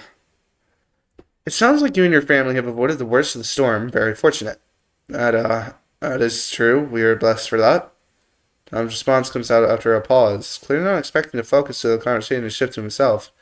Great to hear. Now, how committed you seem to be to this community, I'm sure you are aware of Miss Diana, one of the longest-term residents of the neighborhood? Catches Tom off guard briefly as he shifts the conversation back to the snowed in Eve. Ew. Yes, that is correct. So that annoyance creeps in, though it's still kept in check. Excellent. Dia and myself paid her a visit this morning, and to make sure that she was weathering the elements, but was shocked to find out that she's been without power for several days. Raised an eyebrow. Hunter was definitely in bed with me this morning. We were fully prepared to take her in ourselves, but unfortunately we run into an issue. Enlighten me. From his sour tone, I can tell Mr. Robinson is getting tired of his corporate speak. I'm sure he's not used to being on the receiving end. Hunter plows ahead, clipped and professional. Well, it's brought to our attention that Diana suffers from several medical conditions that make her transport to Theo's residence challenging. Additionally, this morning we have an individual in our own household come down with a moderately severe cold. News to me. Now, Diana hasn't received any of our annual vaccinations, which, combined with her age and compromised condition, makes her a high-risk individual. Well, should she be exposed to any illness? Where? Hunter resolutely plows on, speaking over him. I confirmed with a medical professional that it isn't safe to bring Diana here for all these reasons. Ralphie, I'm guessing, though to my knowledge, that they haven't spoken since last night. This leaves us in a tricky situation, as you may imagine. The life of a member of our community, the possible legal backlash of us accommodating her, particularly with the rest of her falling severely ill. It's quite the mix of obstacles. Okay. He's talking in corporate jargon. I understand nothing. We have attempted to reach other neighbors, but they have not been nearly as responsive and receptive as you. For that reason, until we're able to find more suitable accommodations for her, we'd like to ask you for your generosity in helping us house Diana. Mr. Robinson tries one more time. When This is a temporary measure, I can assure you. We are actively looking for others that may be able to host her at this moment. Furthermore, as a cornerstone of this neighborhood, we feel comfortable and confident that you would provide Diana with the best care possible until we come up with an alternative solution. Hunter finally stops with a silent breath in. What questions or concerns do you have at this time that I may address?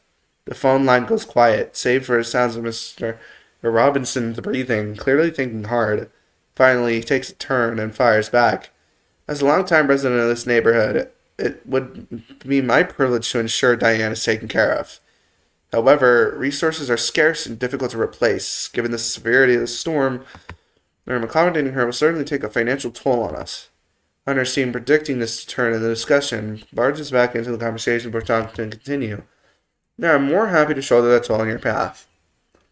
I'm sure we can reach a favorable solution on the cost for staying in your home. Let's say the value of a night at the nearest four-star hotel. For each day she stays with you?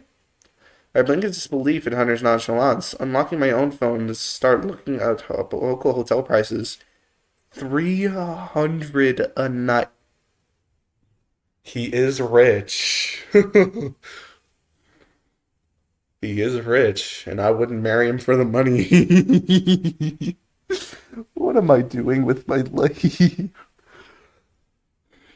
Uh, I'm having fun. At least as much fun as I can have. Yes. Miss Robinson sounds completely stunned. That sounds like a reasonable agreement. Reasonable? It's borderline robbery. Fantastic. We will sort out Diana's belongings and we'll have her at your doorstep within the hour. Clearly still reeling, Mr. Robinson can barely choke out a reply to Hunter's rapidly approaching timeline. Great. I will have my wife start cleaning up immediately. Good to hear. I look forward to meeting you in person soon. With that, Hunter hangs up. I stare at him, mouth hanging wide open. He shrugs sheepishly. Hey, what's with that look? We got it done, right? He doesn't look even remotely proud. At the cost of 300 a night? I wasn't being honest. I was being honest when I said I'd cover it. I don't think Theo contributed at all. But he's gonna go insane when he hears about it. Well, then he won't hear about it. I'll sort it out with Mr. Robinson separately. So we just won't tell him? Tell who? Who did you tell? Theo walks back into the kitchen right as the words leave my mouth. He looks like he's ready to hear some bad news. Hunter hands the phone back. His phone. Huh? Let me try that again. Hunter turns to hand him his phone back. There we go. I got it that time. Telling you that we were able to get this Diana situation sorted. Mr. Robinson will be ready for her in an hour. She can stay as long as she likes. Theo's surprised look says it all as he reaches to his pocket to pocket his phone. And how did you manage that? A magician never reveals his secrets. And if you're wondering, it was just running circles of corporate talk around him. He's rusty, judging by his publicly viewable resume. Publicly viewable resume.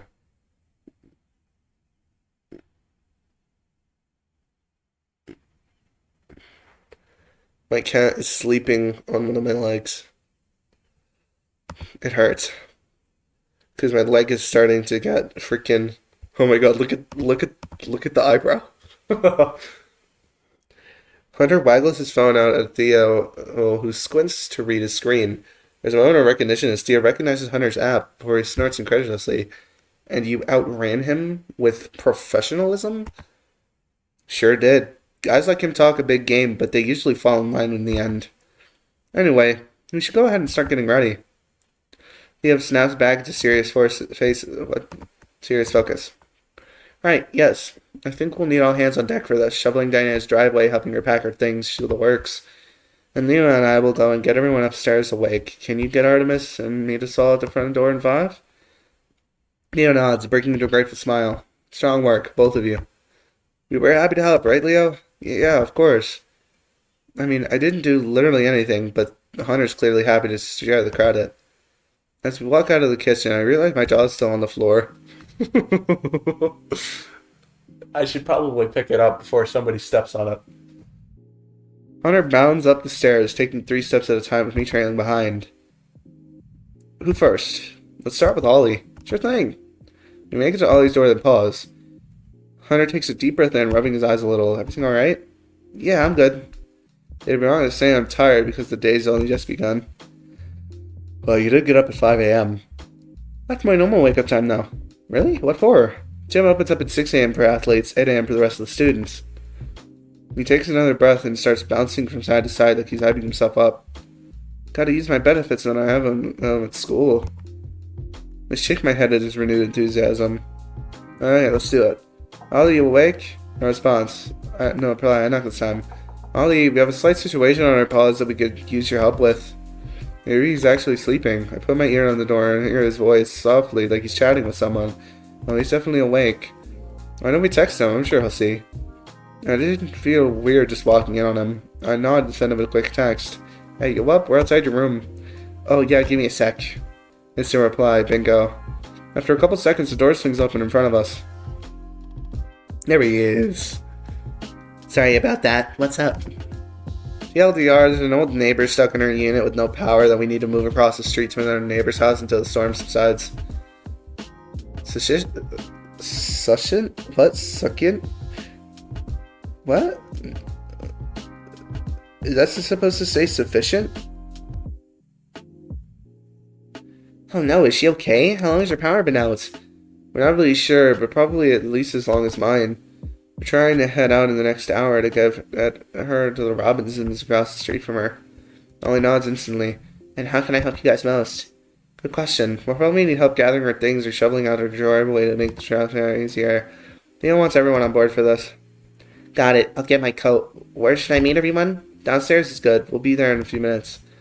Okay, sounds like Ollie lets out a huge yawn before covering his mouth full of sharp fangs with an arm. Oop, sorry. Ollie, did you sleep at all? No, and I didn't either. He smiles nervously. Well, no. But I napped a bunch during the day. I don't need much sleep to get by anyway. Are you sure? We could cover for you if you need rest. No, I'm okay, really. I'd probably be up for another few hours anyways. Alright, you let us know if you need a break at any point, okay? Of course, thank you both. I'll be just a minute. Jonathan scurried back. Jonathan scurried back to his computer, saying something into his microphone before presumably hanging up on the call. Dad, the two of us move on to Rafi's room, pausing outside his door. Connor stretches his arm to the ceiling, almost knocking into me. His massive frame makes the hallway seem a whole lot smaller. Hey, watch those elbows. I wouldn't look good with a black eye. Ah, so sorry. I apologize, smiling. He leans over and places his head on my shoulder. Despite the fact that he's taller than me.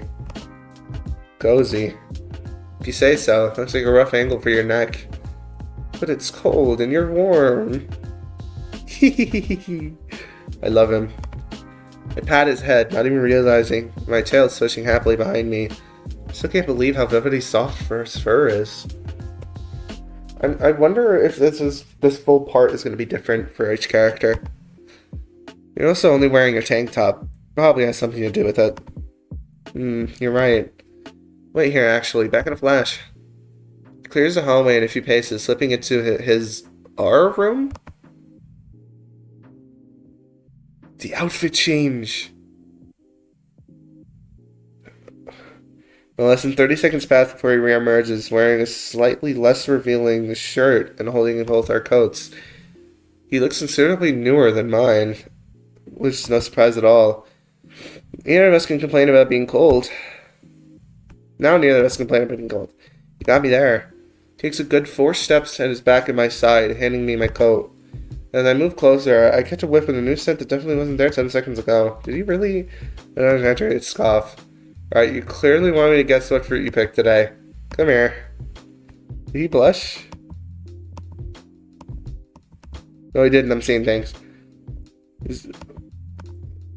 His tail wags slowly as he wraps me in a hug. I rub my snout into his neck fur.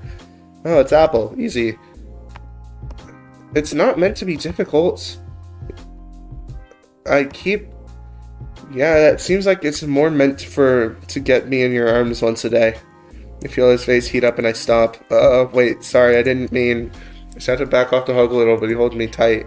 No, it's okay, I didn't really expect you to reciprocate. We stand in the hallway in an awkward but comfortable embrace, then Ollie's door opens. Hunter and I quickly step away from each other. Okay, we should probably get Rafi. Ollie peeks his head out and waves at us. Be out in a sec. No rush. My god, I love that! He looks even softer. We put on our coats and knock on Rafi's door. I immediately hear the rustle of bed sheets. Yeah, what's up? Huh? I wonder if he was already awake. Hey, we have a situation we could use your help with. The dog takes approximately 3 seconds to get out of his bed and be at the door. I can hear him practically scamper across the floor. He was asleep in his jeans. He might be worse than a serial killer. And again, I can probably sleep in jeans. Probably. He has a duck chain on his backpack. The door swings open and a serious-faced Ralphie greets us. What's happening? We brief him like we did with Ollie and get him on board quickly. One other thing. I hate to volunteer your skills for free, but she seems pretty old and frail. I'm not sure if she'd need any medical attention, but if you could keep an eye on her while we do our thing, that would be amazing. Oh, sure, of course. It's what I do. The dog's voice comes out kind of flat. Worryingly flat, and a little concerning, truthfully. Great, we'll be downstairs. Ruffy nods and closes his door wordlessly. Huh. Seeing my reaction, Hunter mutters to me softly. That's how he is when he's tired. Don't worry about him. Is it really? I don't remember Sleepy Ruffy ever looking so muted. I definitely want to check in with him at some point, but at Hunter's suggestion, I don't get the interaction much more thought. Two of us head back downstairs to wait by the fireplace. We're joined certainly by Artemis and Theo from the basement, and Ollie, whose coat also looks much newer than mine. Yeah, because Ollie's probably also rich, considering his PC setup. Finally, Ralphie comes down the stairs to complete the set. The mood is quiet due to the entire early hour, but tightly focused. All of us are clearly ready to do what needs to be done. Okay, everyone have their phones? We all nod. Guessing we'll need some shovels once we get there. I have 2 sitting outside. They're plastic, but the metal ones are on the garage, and we don't have time to dig them out. I have a metal one in my place, easily accessible. It shouldn't be a hassle to grab quickly. So do I. I forgot he wore a hoodie. I'm gonna be completely honest. It's when I first saw Emo Mordecai. Great, you two go and fetch those. Stick together. You never know what could happen in weather like this. Meet us at 27 as soon as you can. Interjects to my own surprise. I can go with them too, just to make sure no one gets lost in the storm. Sure, Rahi, Ollie, and I will see you there. Shockingly, my thinly veiled excuse to spend more time with Hunter is accepted. Theo nods once again and opens the door, ushering us into the bitterly blasting wind. It's been a while since we've been outside. It feels colder than ever before. So I take the door from Theo to let everybody out. I see Ollie shiver and pull his coat tighter around himself. And it gives me a small smile and a nod, taking the door in front turn for me. We file out onto what we think is the covered sidewalk. Theo and Ollie grab the shovels laying next to the porch, and Artemis, Hunter, and I split off from the group. Okay, folks, I actually live, really close, so I'm good on my own. Artemis points to a house just across the street. I'll text you the address. Meet back here when you get your things. Sure thing, we'll be back ASAP. Artemis nods goodbye at us, then starts to trek to his place. Excuse me, I am so sorry. The bird sneaks a glance back at me and... Was that a cheeky wink? Well, well, well. My wingman. I never thought I'd say this, but my wingman is Emo Mordecai.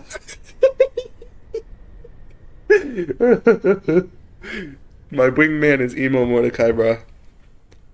Alrighty, so Hunter gestures in the opposite direction of Artemis. I'm down this way. Shouldn't be more than a few minutes.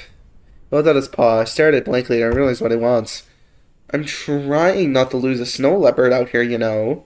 You're much harder to see in the winter than I am. If you're not opposed. I am not opposed at all. Oh, you feel the redness creeping up my cheeks.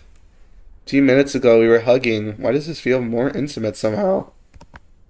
Yeah, no. No, I'm not opposed. Smooth, chunky peanut butter.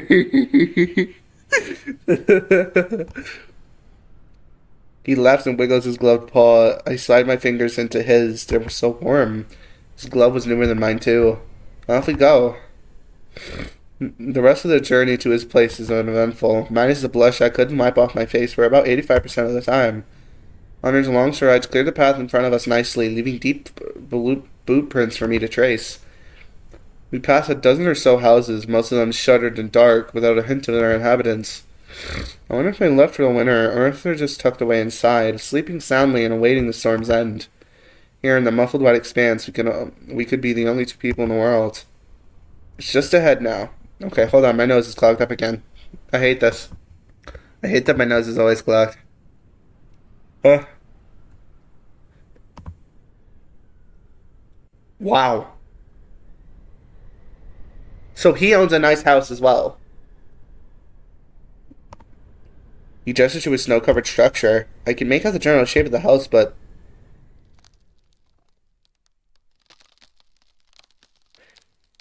Hey, just so you know, I might be tweaking. What'd you put in that cologne, bro? My place slows to a halt. The building looms balefully over me. Bright golden lights poking through the windows.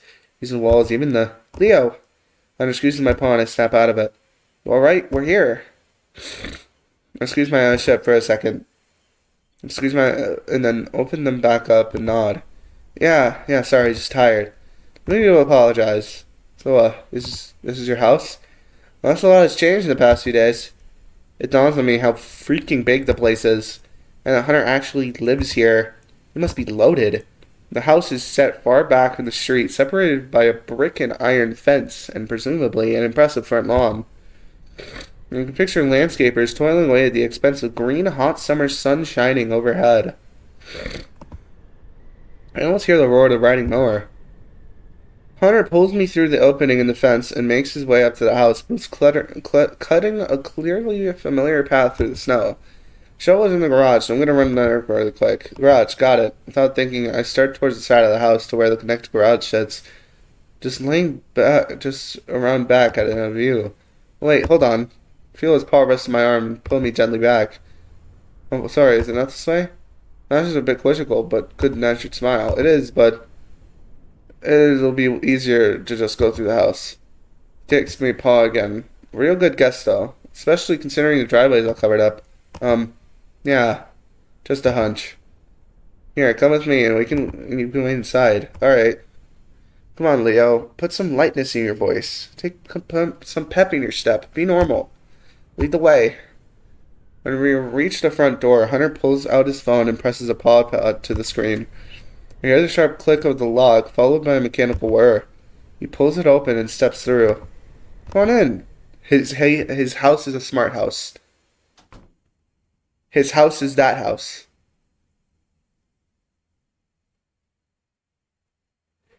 Okay. Ollie, or Leo, Loker genuinely. I think you have superpowers, bro. You can see you can be in people's dreams or something. That's probably why freaking he was crying. I'm back. Feel free to sit anywhere. Give me 1 minute. And don't worry about your boots. Just make sure you're comfortable. Make yourself comfortable. He zooms off into another room before I can answer. This is freaking weird. Finding an intense deja vu, I step into the extravagant foyer. Aside from the freshly tracked snow, the room sits perfectly untouched and pristine. I wander around the dining area, my footpaw is following a familiar path. Everything looks the same, but emptier? Hollower? Colder. Something definitely happened here. There's a spentness to this place. The void that lingers in the carefully arranged furniture and shining spotless floors. As the house knows it has changed. It will never be the same again. I shiver, almost wishing for that same golden warmth to return. The walls and ceilings to crack and split and let everything out. Does Hunter live here alone? And where are his parents? Your Paul steps approaching me, and all I can do is stare at my surroundings. I found an extra. I didn't really register what the raccoon is saying. Still lost in thought. He taps my shoulder gently. Leo, you good to go? Once again, he breaks me out of my trance state. Ah, sorry, I'm here. Just intrigued by this place, I guess. In what way? Her tone is perfectly innocent. Can't quite put it into words, but I'm sure I'll figure it out eventually. After a brief hesitation, he nods. Hunter, where are... I stopped myself mid-question before the words sprout and break. Leo, if your dream was even close to being correct, that's probably the worst way in time to bring up about his parents. Raises an eyebrow. Sorry, I was just wondering if you lived by yourself here. He nods. Yeah, it's just me. But only during breaks. I live on campus during the academic year. This house must have dozens of rooms. What do you mean it's just you? I picture Hunter dining at the massive table, every other seat vacant, walking through the halls with only his hall steps echo his company, like a king standing alone on a vacant chessboard. I see. That makes sense. We should probably hurry and meet up with Artemis, don't you think? Right. I took the rest of my questions away. Now's not the time. Sounds like a plan. Let's go. With that, Hunter escorts us briskly back outside, just a little faster than we came in. We once again enter the harsh winter storm, now armed with a shovel each. I just realized it's 6:02 in the morning. Hunter checks his phone for Artemis' address briefly, then slips it back into his pocket. I reach for his paw naturally, and he turns back to smile before starting off through the drifts. Frankly, I would have gotten lost out here by myself. Kind of embarrassing thought. It's not able to recognize the neighborhood I grew up in. But that childhood hometown seems so far away right now. So long ago. I shake off my lingering thoughts and focus on keeping up with Hunter. There he is. Soon Artemis comes into view, standing in front of one of the oldest looking houses on the block. Somehow he doesn't seem cold despite being in just a few hoodies. He's really good at faking it. Our paws slip apart as we approach, though I'm unsure which one of us left to go first. Sorry for the hold-up. We're ready to head out now. No worries. You have the address? The raccoon sticks out his tongue and points to his head. All up here. I know this town like the back of my paw. Artemis looks entirely unimpressed. He looks it up right before this. He didn't. He looked it up right before this, didn't he? The bird looks over at me. Hunter gives me the most Ralphie-esque puppy eyes. No, for real. He definitely had the layout of this neighborhood memorized from the start. Artemis snorts. Snores? Hello? Carl? Help. They're definitely waiting for us. Right. Whatever. Anyway, they're not probably waiting for us. While Artemis traveling alongside us, our pace picks up noticeably. Bird's serious demeanor reminds me that this isn't such a fun romp in the snow. We've got work to do. Is this the Iwi's house? Oh, there he is. It's been a while since I've seen you in your coat, Ollie. Very quickly, we come up on Ollie shoveling the driveway by himself. Despite his apparent aversion to cold, his progress is already remarkable. He's definitely done this many times before. Hunter bounds up to him with renewed energy, slinging the shovel over his shoulder. Where are we dropping, boys? Oh my god. Not the Fortnite quote. You did not just say that. Hunter scores a smile out of me, though, and he definitely notices. Hey, all. Then pauses his work for slapping more cake snow from his gloves. Theo needs us to clear the driveway and maybe move the car, too. He's inside right now with Ralphie, sorting out Diana's things. The plan is to carry her out, so we'll need a good path across the street to number 30. We all turn the opposite direction to the road. Number 30 is pretty obvious, as it's probably a lit-up house on the block. Great, thanks, Ollie. Let's get started. Hunter is the first to interrupt. Really quickly, I think Leo and I should check into with the Robinsons first. We were the ones who called them this morning, so we should probably make sure that everything is settled. Turns to Ollie. Theo didn't beam me to Robinson City. No, he went straight to Diana with Rafi. Great. He plants our shovels into the snow and starts clomping across the street, not waiting for me this time. realized and started following him, calling over my shoulder to Ollie and Artemis. Be right back. Why is he in such a hurry to do this now? Hunter plows across the street and gets up to the Robinson's door, his house. I barely catch up with him as he pauses at the door. Hunter? Let's out another long breath, preparing to mask up again. Dad, just give me a sec. Stand out quietly, waiting for him to finish. He shakes his head rapidly, then opens his eyes. Ritual complete. Okay, let's set this out first. Alright, repeat. He knocks on the door. Yes? Same gruff voice from the phone mumbles around out behind the door. Good morning. It's Hunter, the individual spoke with on the phone. Oh, yes. I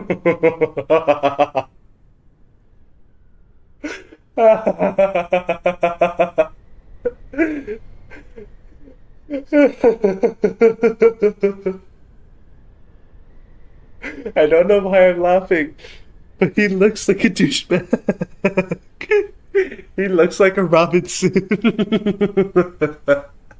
Ah.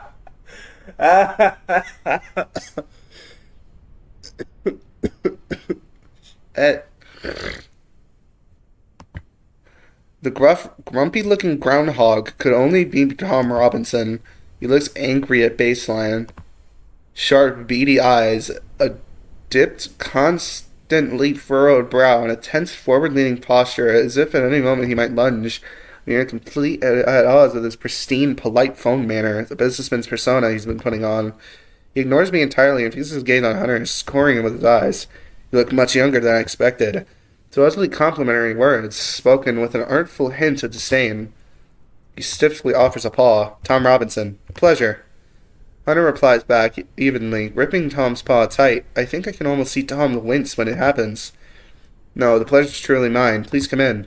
Hunter pulls his paw back, ending the paw shake. I would love to, but most politely decline at this moment. We are currently working to clear out Miss Diana's driveway to make her transport easier, and my support will be needed.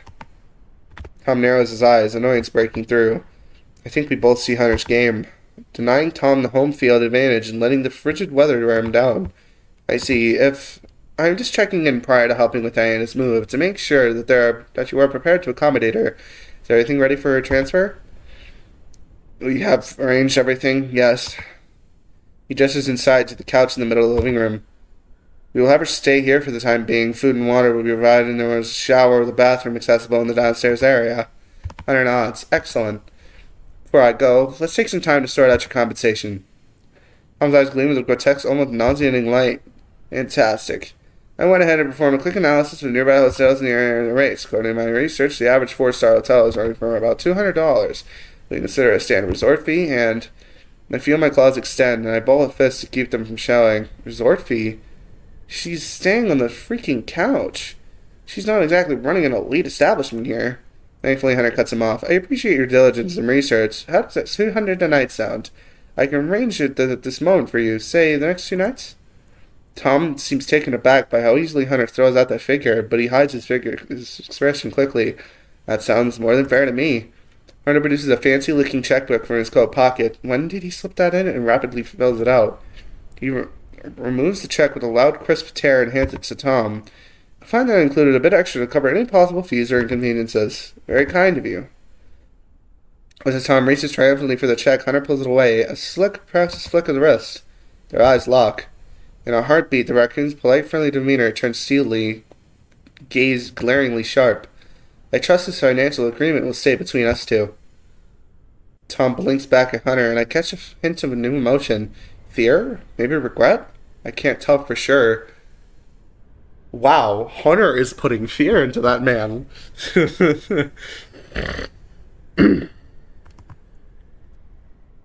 Truthfully, Hunter's rapid transformation is freaking me out. Just a little. Tom flicks his eyes down at the check in his paw, then back up at Hunter. I try to catch a glimpse, but I only make out 3 zeros before the decimal point. 3K? He gave Tom way more than 600. Then he lets out a clearly nervous chuckle. Of course, I can assure you of that. My nose hurts. Hunter tips his jaw, holding the check towards the groundhog once more, who stuffs the piece of paper in his pants pocket. Beady eyes flicking to a point straight over my shoulder. Switch my tail uneasily at this interaction, only to feel it brush against another coat behind me. I jump a little, turning around to find Theo standing right there. Great, it's all sorted then. All smiles once more, Hunter turns to greet Theo, showing no surprise at his sudden appearance. Hey Theo, just making sure the place is all ready for Diana.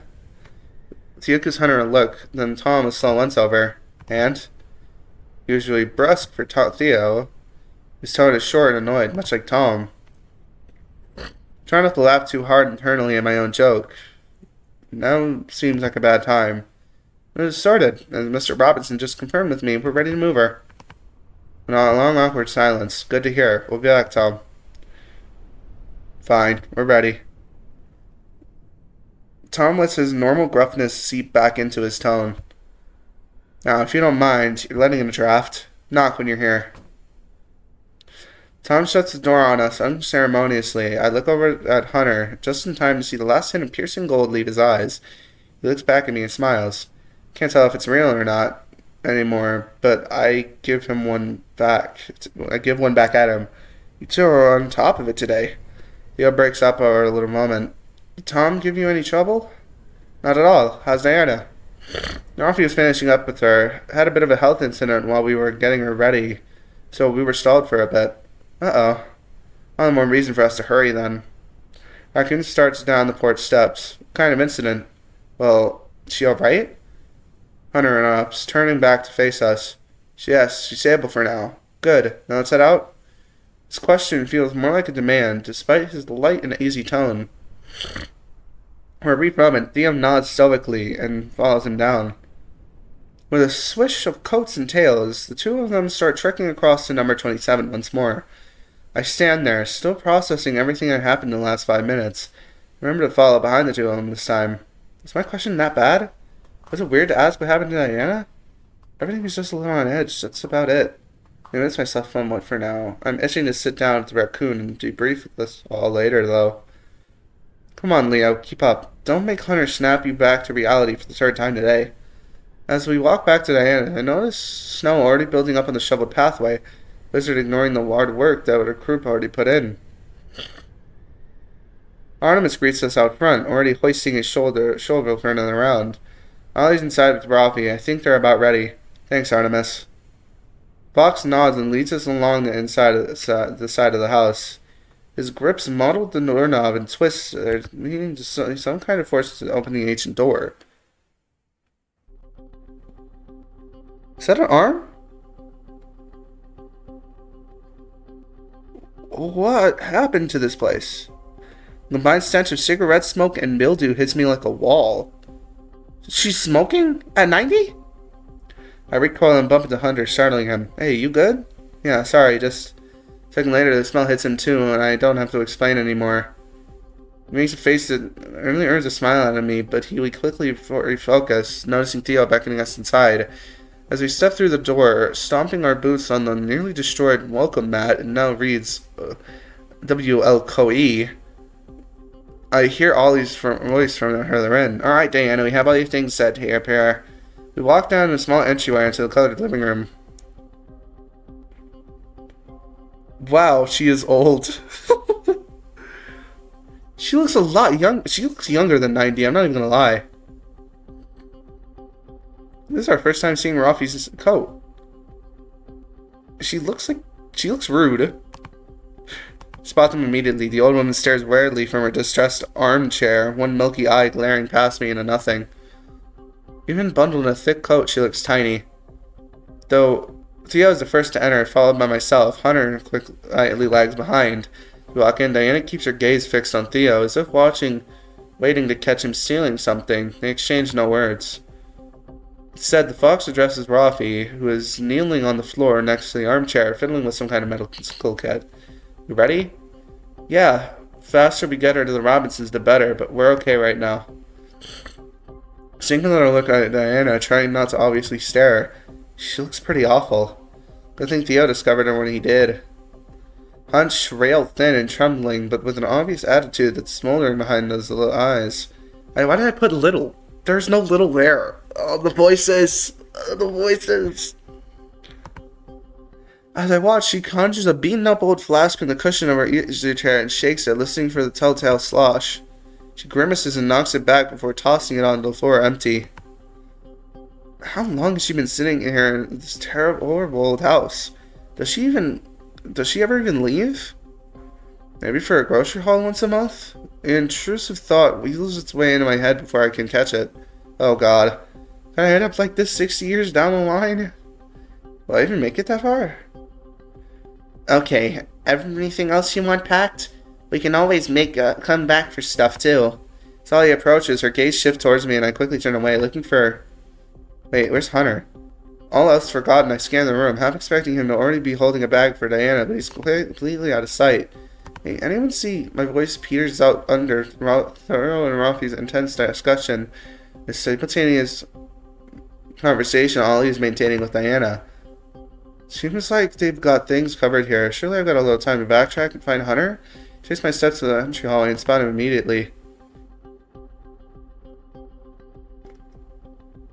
Oh no, what happened? Look at his face. He's so sad. The raccoon stands with one arm pressed against the dirty, peeling wallpaper, leaning his head into it, and shaking ever so slightly. Hey, Hunter? He jumps a little, sniffles, wipes his face on his coat, and turns around. Hey, Leo. I can tell his mask is down, his cheeks fur wet, and his eyes hollow. He won't look directly at me. Oh, Hunter. I'm not sure what's going on, but I do what's natural, closing the gap between us and trying to go for a hug. Across his place to see him flinch a little, backing up against the wall. It's obvious enough that I freeze in my tracks, just inches away from him. Oh. Put my paws back as if burned. His expression is a mix of regret and fear. I'm sorry, Hun. No. You're good. He shakes his head side to side rapidly, then puts his face in his paws and exhales. His posture straightens, his body stills. When he looks back up, the scared look in his eyes is gone. I just needed a moment. Sorry. I need to apologize. You shouldn't have... No, it's really fine. You were just... After the conversation was cut short by Leo calling from the living room. Hunter? Leo? We need a few extra paws here. Hunter takes another breath in. Can we talk at home? Home. I didn't even meant to say it, but somehow it felt true. Hunter meets my gaze and nods. Yeah, we're coming. Sorry. Raccoon takes the lead with me following close behind. She looks so rude. Okay, hold on. I'm out of water again, and I need more water before I start stuttering like insano mode. The music is so serious. It scares me. Oh, my chin itches. Dang cat. On entering the room, it's obvious that everyone is waiting for us. Hey Leo, grab the bag next to Ollie. And Hunter, can you get your shovel just in case we need a bigger path cleared in front of us? Rafi running this show instead of Theo is a little surprising, admittedly, but if we follow his directions. In my peripheral vision, I see Diana attempting to push herself up out of the chair. After a few attempts, Ollie quietly offers her an arm, each which, after one final try, she takes. She zeroes in on Hunter and me, standing in the entrance to the living room. Coming into someone's home without introducing yourself, huh? I turn to look at the raccoon, expecting him to flip the Hunter Incorporated switch, but his dull, glassy eyes are glued to the floor. Sweat beats freely on his forehead. I can tell he's wound tighter than I've ever seen him before. Something in this house is triggering him big time. It's her. Is it the smell? The mess? You two forgetting your hearing aids? Or are you just as rude as you look? The old lady? Ollie graciously jumps in to save the day. Diana, these two are our friends, Leo and Hunter. They were helping us make her stay at the Robinsons go smoothly. I proffer an awkward grin and a weak wave. Hunter busies himself with packing and lifting bags. He's back to the rest of the room. Real quiet, your friends. She mutters loudly to Ollie, and he shrugs apologetically. Now I know that's pointedly between the two of us. Even if he hadn't noticed it before, Hunter's behavior is obvious now. Refocusing, Ollie smiles at Diana and tips his feathered crest towards the door. They're great folks, but they've been working quite hard and are probably as exhausted as we are. Uh-huh. The old sheep loses Wow, what the heck? Derisive grunt. Huh? Between her yellow teeth. Real tiring, I'm sure, sitting snug as a bug in Theo's palatial estate. But no St. Tom's ratty couch will do for little old me. Ugh, figures. Turn away to conceal my annoyance. That ratty couch cost Hunter at least $1,000. The raccoon remains perfectly silent from his back to the rest of the room. He refuses to even look at her. Theo coughs and comes up beside Ollie, resting one paw on the dino's shoulder. We still have some work ahead of us. Ready to go? Oh, yeah, sorry, we were just getting acquainted. Theo doesn't reply, instead crouching next to Diana and trying to lift her. You better not drop me here. Theo doesn't respond to that either. Alright, go ahead and lean back against my arms here. I'll lift you up and keep you against my chest while we walk. Leo, could you get the door for us? Right, gotcha. I pulled away from the scene by the dog's voice and I pushed through the hallway to the front door. Huh? I pulled away from the scene by the dog's voice, and I passed through the hallway to the front door quickly. I don't have to pull very hard, though. The unforgiving storm practically blows the door open. I stand by the door as Ralphie files out first, followed by Theo, who seems surprisingly comfortable carrying Diana. She must be so light. Ollie exits next, close by Diana's side, then Hunter. His paws are balled into fists, one of them strangling the shovel in stark contrast to our earlier walk. I resist the urge to grab his other paw. I give Diana's place the final once over, then shut the door behind me. Whoa. I keep hiccuping. I think I'm reading too much. I can't make out exactly what's happening at the front of the entourage, but I do my best to follow the group. Truthfully, only Hunter has my full attention. What must be going through his mind right now? Despite having his shovel with him, he remains at the back of the party. Ollie and Artemis pick up the slack without complaints, clearing a path at Ralphie's command. Before long, they reach number 30 and Ralphie knocks rapidly on the door. Tom answers, ushering everyone in one by one. He turns his attention to the two of us at the back of the line and offers a stiff nod. Hunter responds in kind. Let's head back. Flat, toneless, hollow. We're not needed. I don't reply, suffocated by the mood. One last inscrutable look at us, Tom bangs the door shut.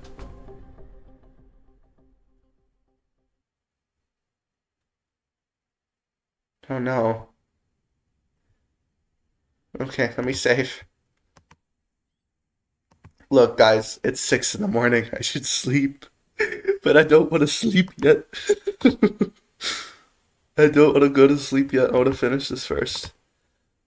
The wind seems to slow as if in response, soft showers of snow cease. It's just me and him now. The only two people in the world. I look at him and he looks away. What happened? Oh, his ears flattened. We float, suspended in the downy white vacuum.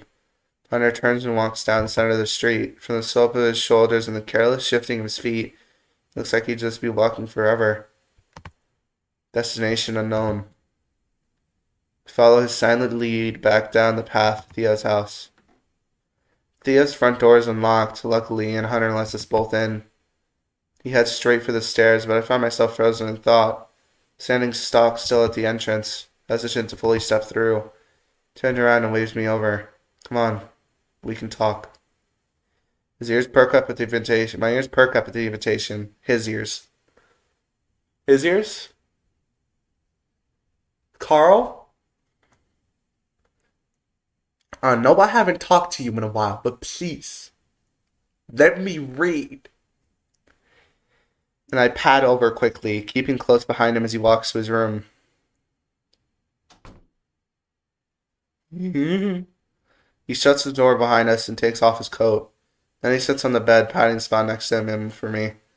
Every movement he makes, choreographed and deliberate like a performance. I take my place next to him, not wanting to risk even a single breath, afraid to interrupt the scene. He exhales. Then he rests his elbows on his thighs, snout in his paws, taking off the mask. Oh no. I don't like seeing my favorite character sad. You know what? Actually, if it's between seeing my favorite character sad or dead, I'll take sad. I'll take sad every day of the week, every hour, every minute, instead of seeing them collapse on a table next to their to the dude they like.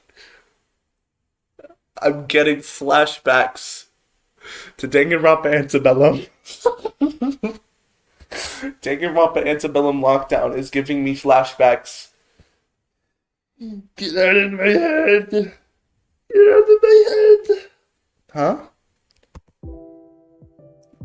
So, he stops there, like he's waiting for me to start questioning him, but I don't. He probably want to talk about today. A little, yeah. Did you want to talk about anything specifically? I mean, frick. Where do I even begin? I'm not sure. Just, Hunter, what is going on? That's a loaded question. We said in mutual silence. Well, I'm sorry. I just realized it's the beginning of August. For when I'm recording this anyways. Happy beginning of August, everybody. Actually, school starts this month, doesn't it? I'm sorry. There's most likely children watching this. Not like I can stop you guys. We sit in mutual silence. Hunter keeps his gaze on me, waiting for me to make the first move. Playing defensively. Is it okay if I just listen to you talk? I don't want this to feel like an interview or a quiz.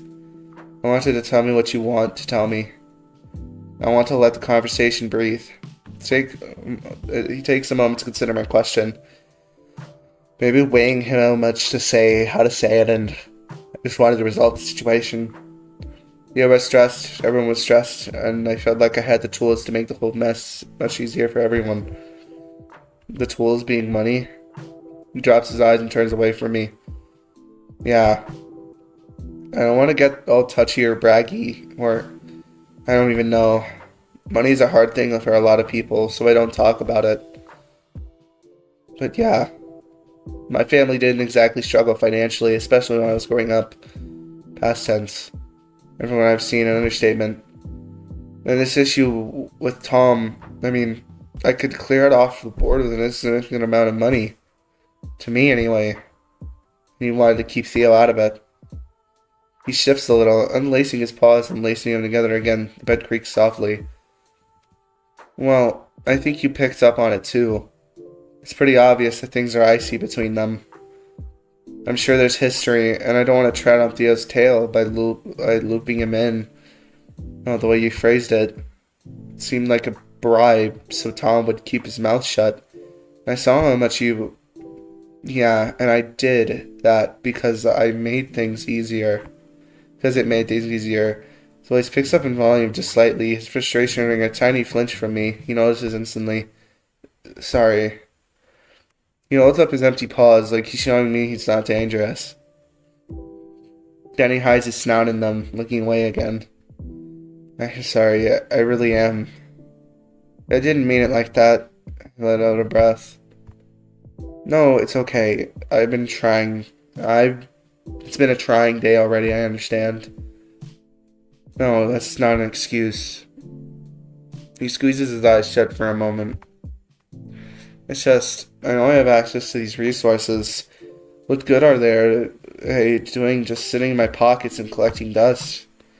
Yeah, I know Theo will want me to handle it himself, and I know he'd argue with me. So I saved him the trouble. And I saved us both the argument. And all I needed to do was make sure Tom didn't have a reason to open his mouth. And in this world, money is loud. He huffed softly, distantly. He said the line his father left him in the diary. I could see a memory flitting about just behind his eyes. It was of an instinct page in a shaky hand. There's never really a good time to ask about a possibly deceased parent, right? Did you learn that from someone? He smiles wistfully. My dad. Take the next step. Is he still He doesn't reply but shakes his head a slow no. Hunter. His paw's open on his leg. I could reach for it. It's right there. But I so clearly remember him backing away, pressing himself up against the smoke-stained walls of Diana's home. If I chase him, he might run. Yeah, I don't want that. Were you too close? No. Oh, yeah, sort of. It's kind of hard to say for sure. When I was younger, he kept his distance. Our actions were formal. He felt more like a boss than a dad. Real friends don't really exist. Deep, rich voice echoes in my head. But you felt close to him? Later on, I did. He sort of mellowed out a little, I guess. I wasn't really sure what was going on. Especially in high school, no one really filled me in. But he'd have moments here and there. Like he'd remember we were family. By then, his memories started to go. He had Alzheimer's. Dementia. We love joking around about dementia, but it's a serious thing.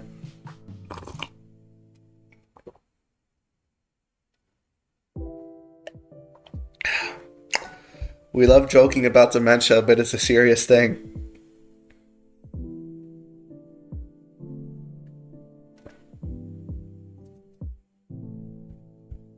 We love joking. I'm sorry. I'm so sorry. I saw the joke.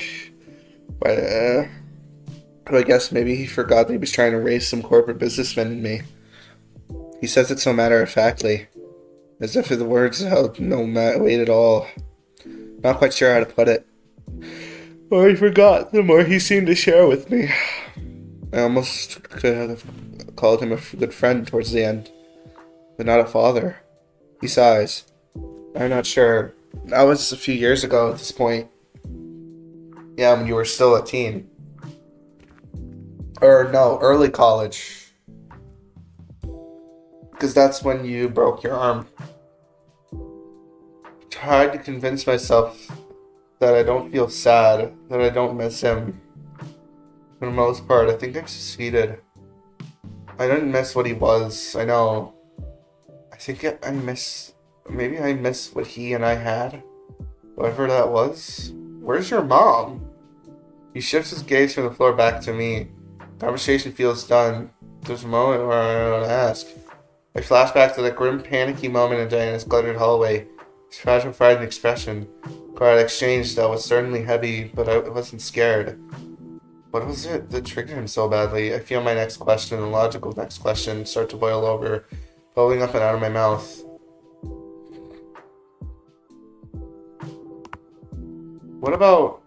I catch myself just in time. Not now, Leo. My voice cracks in my throat a little. Do you have a favorite memory of him? That stumps him for a bit. I don't know if there's any one moment. Ugh. The softness of smile settled into his expression. I really did feel closest to him in high school. Every day I'd come home from school and we'd talk like a normal father and son would. There was no proper language, no expectations. We could just talk. About anything. My joy was his. It was every bit the dad I could ask for during those moments. He wipes his eyes on his arm. 2 days in a row with you, huh? Points to his wet cheek fur, and I feel a bit of that familiar mischief return to his voice. What can I say? My presence just brings tears to people's eyes. I'm like an onion. You have layers? Are you like an ogre as well? Shrek? Shrek Leo confirmed? Oh my god, where's the fan art? I heard a soft snort from Hunter. Sure you are. I don't know if that's a good thing overall, but I don't mind it, I think. Stand up in the front and he gets a nice big stretch in. I get up and back away a little, giving him space. What a contrast from this morning. Hey, remember how I said I was good on sleep? Yeah? I lied. Sticks out his tongue. The moment I stop to consider it, I feel my own exhalation creep up and take hold. I think I lied too. He smiles and shakes his head, flopping back onto the blankets. Maybe a group nap is in order. I'm interested, but I guess over at the bed, I'm sure to make my next move. He hypnotized my own and typed soft for a split second. Then he waved me over with one paw, patting the spot next to him in the bed. Yeah! That's all the encouragement I needed, and I quickly joined him under the covers, snagging one of his pillows to myself. With a chessboard blanket up to cover me, the embroidered king laying gently across my chest. No pieces standing in between us. Hunter turns and reaches for the lamp switch, returning us to darkness once more. Hunter shared a lot with me today. Feel like the prices are starting to fall. Prices? The prices, bro! The prices! The prices! The prices! The prices. Bet. The pieces. It's the pieces, not prices. Prices. Okay. Starting to. There's so much to stick through. I sit on him silently, attentively. I feel my paw in his again, but afraid to pull away. Let him come to you, Leo. I look down at my paw, then at me.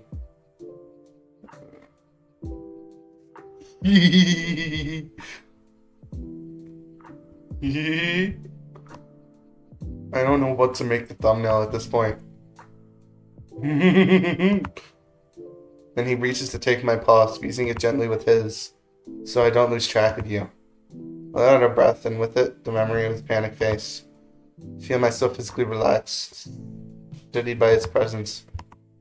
We should probably set an alarm so we don't miss dinner or something. Or we could just sleep. I think I could hibernate through the rest of the storm right now. But think of all the gains you miss out on. Oh, totally. My sick gains for my killer beach bod. Have you actually been working out this whole time? Adjusted for the weight I got against the wall. Gotta maintain my form. Colossal yawn interrupts me before I can reply. I'm just that boring with my exercise routines, huh? I laughed, then reached to ruffle his head fur. Never. It's been anything but boring with you so far. I was close with the cancer thing. It's still also it wasn't cancer, but it was Alzheimer's, but still something not many people should go through. The darks follow up a conversation for a little bit. Hey Leo? Yeah? I know you probably have more questions about today. Yeah, I do. I let the truth out. I have so many more, but I promise we'll talk more about everything soon. Just give me time. Okay. I trust you. Feel his paw against my cheek, soft, textured paw pads tracing the spots in my fur. Thank you again, Leo. So his face as he starts to fall asleep. He has my signal to stop fighting exhaustion, letting it take over. The last thing I feel before I slip off the dreamland is his paw still wrapped tightly around mine.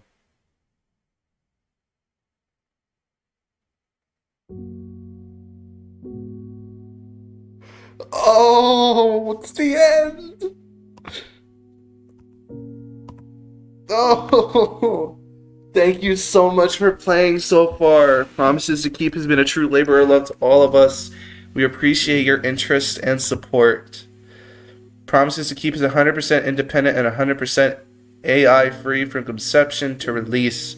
You're a small team of humans making human art for other humans. Hopefully we have inspired you to make human art for other humans as well. Please consider supporting us on Patreon for early access to game updates, art, music, and more. Patreon support grants access to our official community Discord. It's at 1.9k million thousand members and counting. You can also follow us on Blue Sky, Twitter, and itch.io to keep up with the latest PTK news. Sincerest thanks to all our patrons. Listing them used to take up a few lines of text, but now, well, you'll see. Jesus.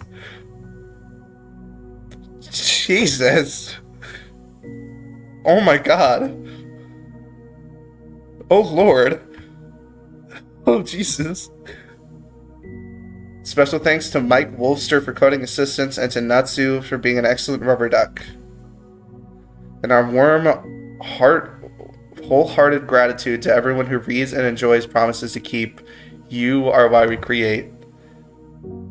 Palm, story writer, social media, Nas, story writer, programming, Cobalt, character design, CG artist, Mary, background artist, Renee is Ren? Hey, he's the fox, the wolf that was in the backstory of Hunter. I don't recognize these two. I haven't seen them anywhere. I haven't seen these two anywhere. I've seen you. Please stay tuned for our next release. Until then, Theo's door is always open. Wow. We may be done with the story, but we are missing so many CGs. Yeah, we are missing a ton of CGs.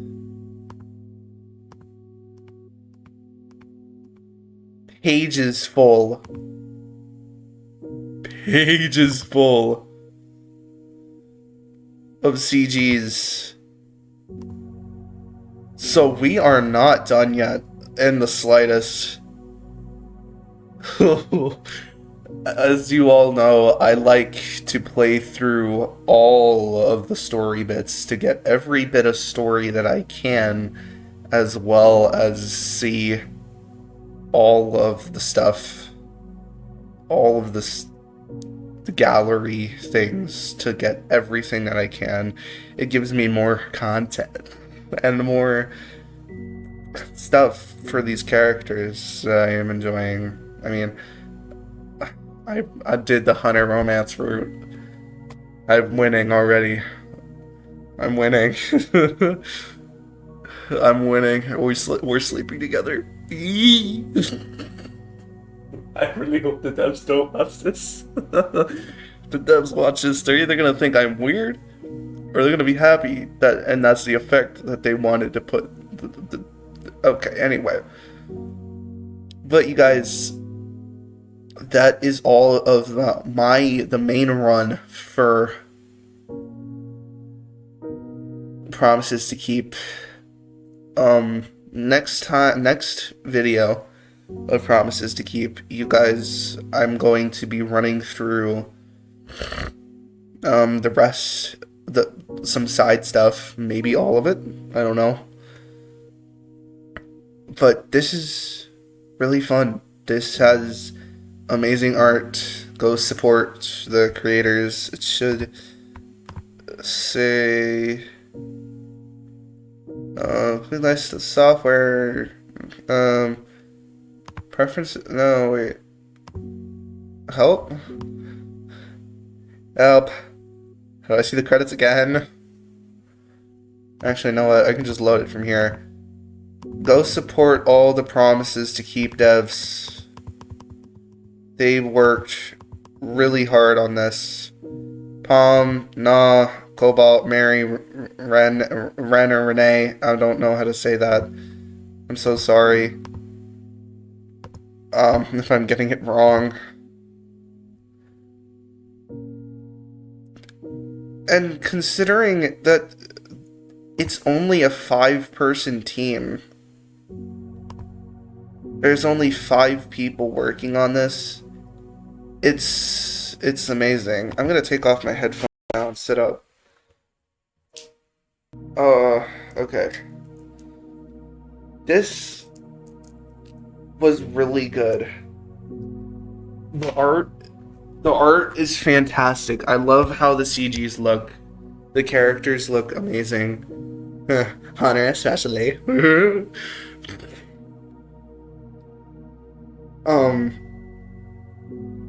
The backgrounds look wonderful. I really like the music. The music fits perfectly.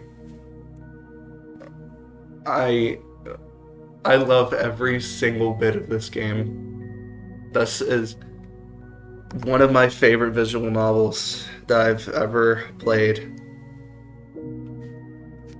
And Main menu. Are you sure you want to... Main menu. There it is. Okay. I am so excited for whenever the next update drops. I don't know if the promise is to keep devs are watching this. Hopefully not, considering all the things I've said. Y'all probably think I'm weird. I am. I'm very autistic. But y'all are making something great, and I cannot wait for the next update. I will be making more parts on this, playing through like all of the side stuff to see everything, because I really want to see everything and learn everything I can about these characters. The next character I'm most likely going to do at the end is most likely Ollie, because I really like Ollie. The other three, I'm not too sure about. Theo's chill, Rafi's a bit excessive, and I kind of want to stay away from Goth Mordecai for a while. I am deathly afraid of Goth Mordecai for a reason. I see Goth Mordecai, I keel over and more to die. Like, anyways, this was amazing. I've been recording for nearly 4 hours. This is what it's like. When you get so invested in something, you play it through to the end. But yeah, that's about it, guys. I hope you all enjoyed. Please leave a like, hit the subscribe button. They help me out a ton. Follow me on Twitter at TheStopper8 and join the Discord, link to which. I can't snap with both my fingers. I need to practice my snap with my other hand. Join the Discord, link to which is in the description. And I'll see you guys next time. Peace.